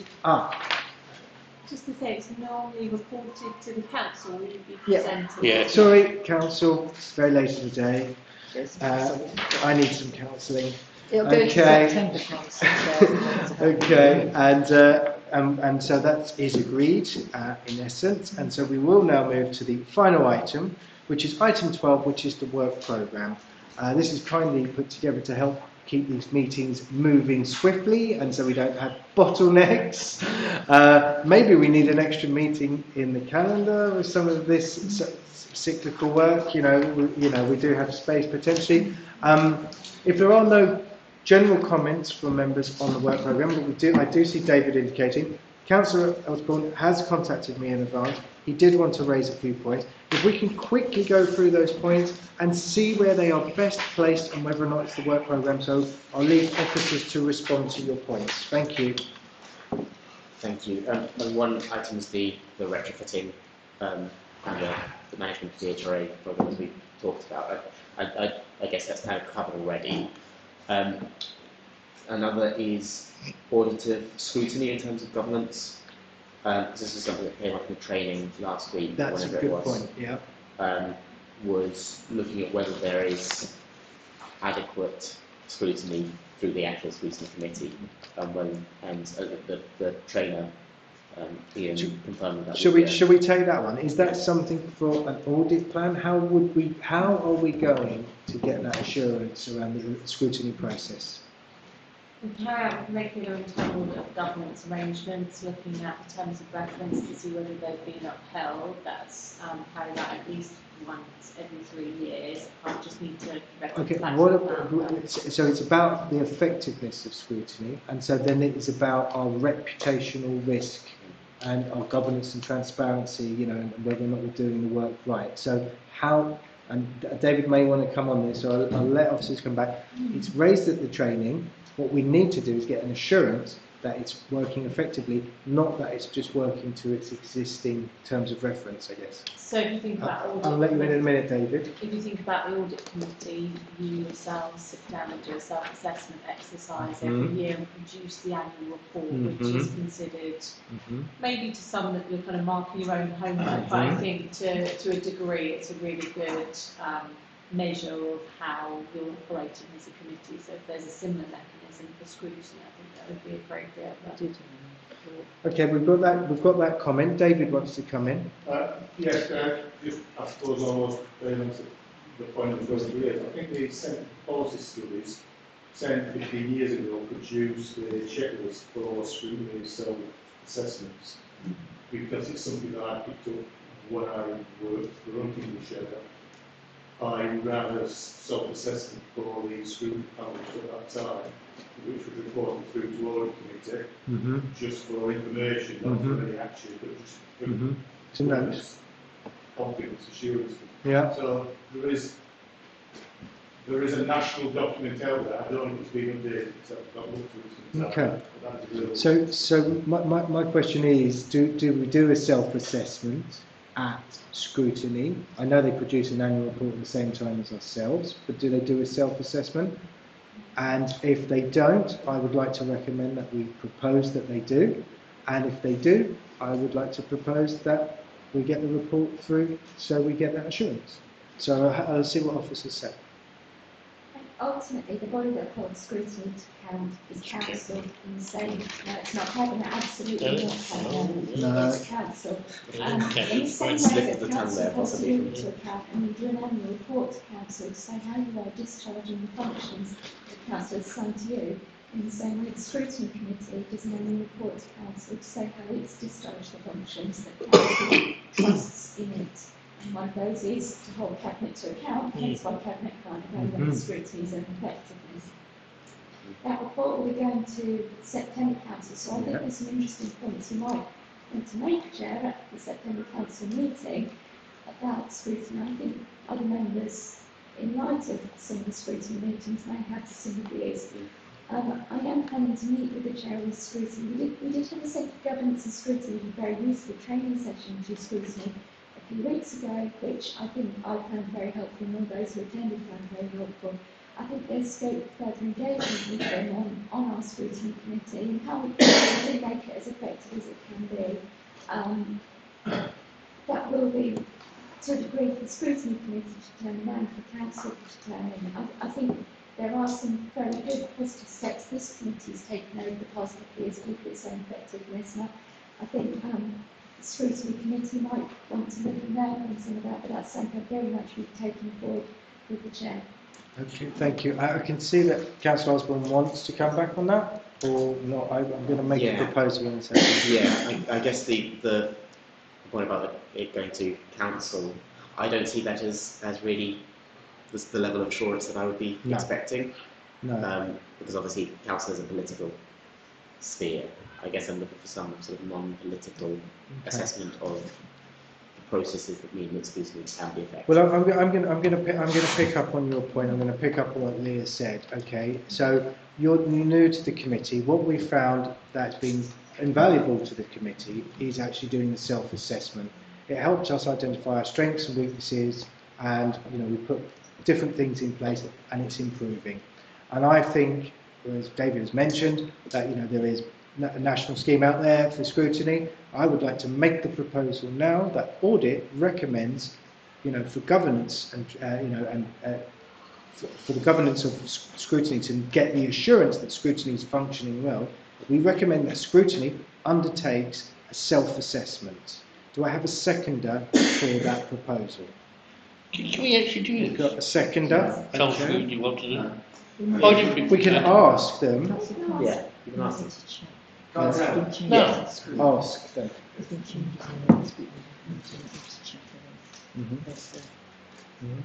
Similar frame. Yeah. That's what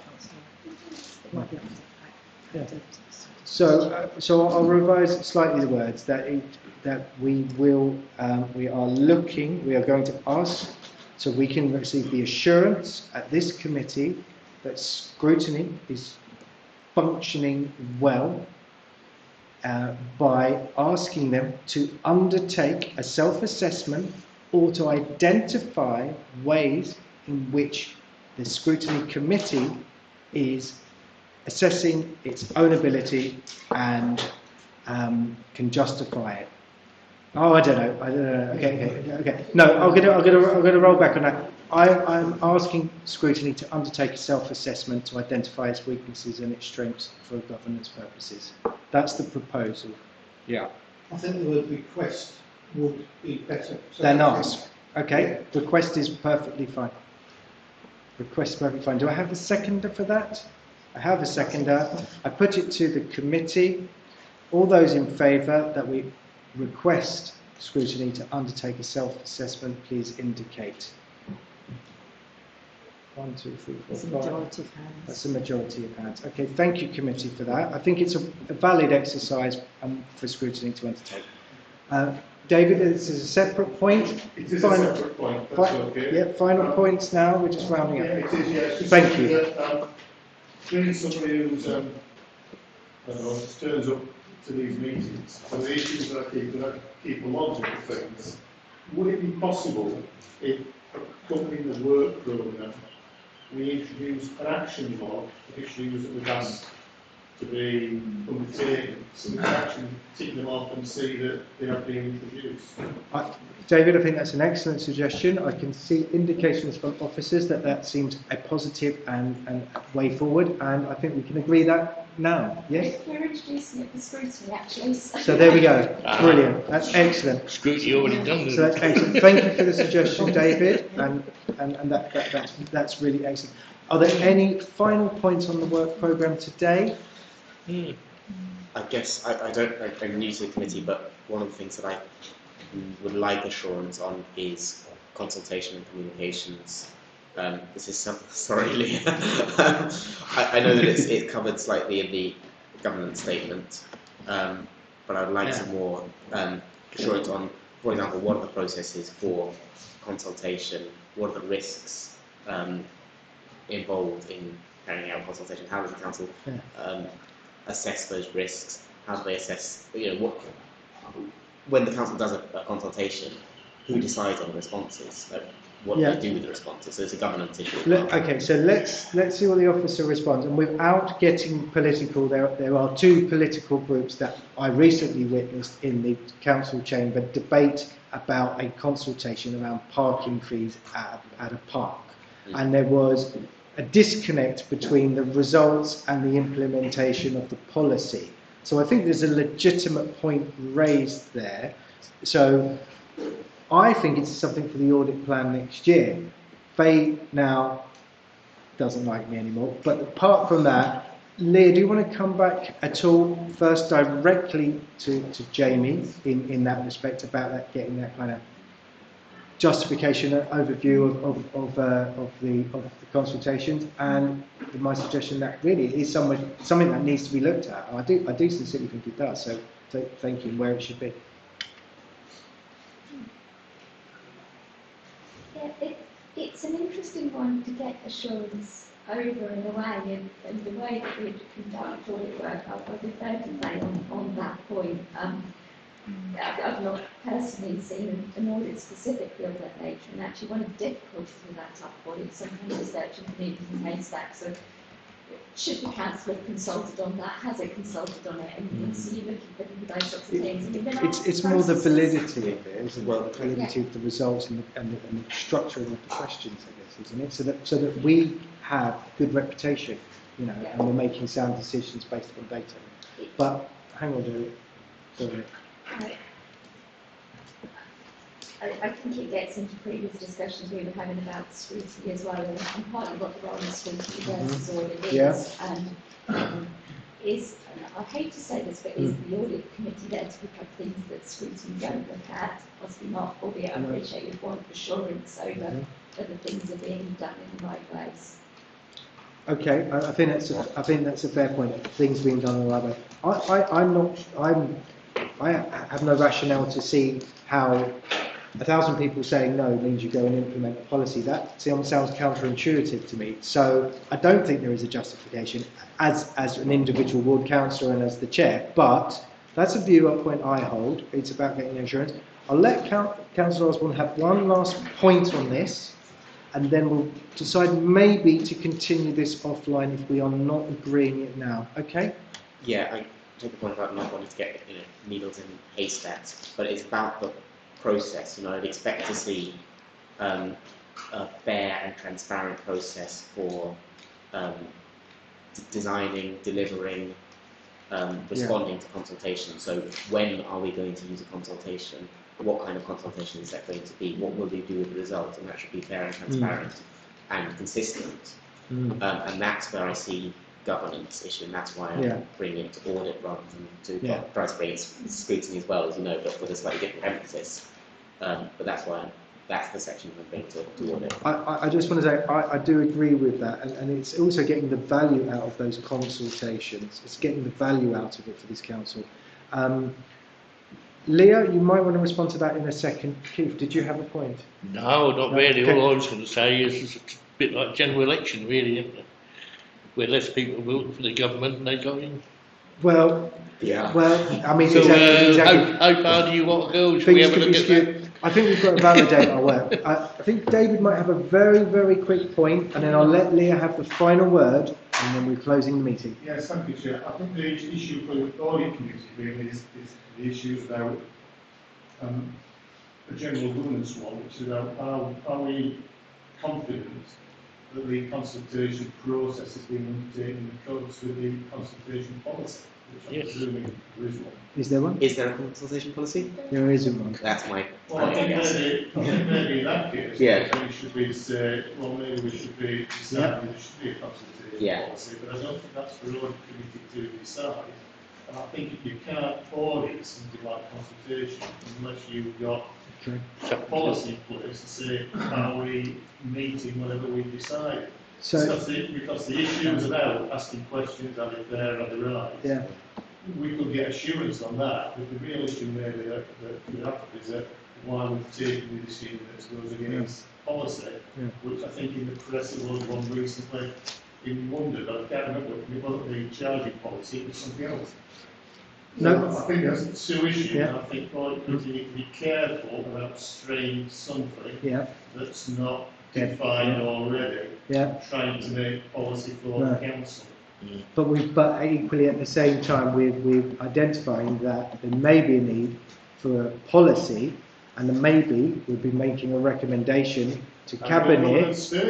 To maybe make a recommendation to Cabinet to investigate whether or not they should develop a policy. I'll let Leah come in before we make a recommendation. I sort of nodded along and I said, I'm not sure that we have a policy, but just to reassure you that there are things like statutory guidance that we have to follow. So best value statutory guidance is probably the most relevant because that talks about when you should conduct consultations outside when you have a formal statutory obligation to do so. So the consultation you refer to, Council Trials, is a specific consultation process we have to follow because it relates to traffic regulation orders and we have to consult on those in specific ways. So there'll be times we have to do them, times we follow best value statutory guidance in India, and times we don't have to do them. So it's not that there's a complete vacuum, but there may not be a policy one. Okay, but ultimately, not all of them are statutory. Some, we may be following some guidelines out there, but there isn't. What we're identifying is an underlying policy. We feel that is a bit of a control weakness. So I am going to make the recommendation that we ask Cabinet to consider the implementation of a consultation policy. Do I have a seconder for that? I do. Would it not need to be created before it was implemented? No, they need to put a report together and put it to Cabinet for Cabinet to decide whether or not they think they need one in order to support their governance, and then at that point then they develop the policy. You wouldn't develop the policy and then throw it out the door if you didn't need it, would you? So that would be, I think that's the long way around.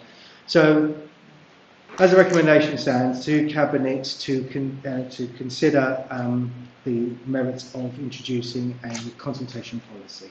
Okay, we've had a secondary in Councillor Osborne. All those in favour indicate. We have 1, 2, 3. Okay, this is not a political committee. Okay, and those against? 1, 2, 3. And abstentions? 1. So as the chair, the vote carries, and we're going to move it. Chair's casting vote. Casting vote. Thank you. I appreciate Chair, you might want to move on, but to all counts, might provide some reassurance if there has been an action that is in the AGS action plan that hasn't been fully implemented in relation to citizen engagement and consultation and participation strategy, which is currently being reviewed because this is an area that the peer review specifically looked at and recommended that we do take and review our action in relation to consultation. So that is a piece of work that will be taken forward in order to review our approach. Whether it be a specific policy, I'm not sure, but it's under review. No, that's absolutely fine. So we've had the vote is cast, that does help, and we specifically around the policy, and obviously it works as a good prompt as well. So that's excellent, and that brings the end of the close of business today. I appreciate everyone's time and patience, and it's been an excellent meeting. Thank you very much, everyone. Good night.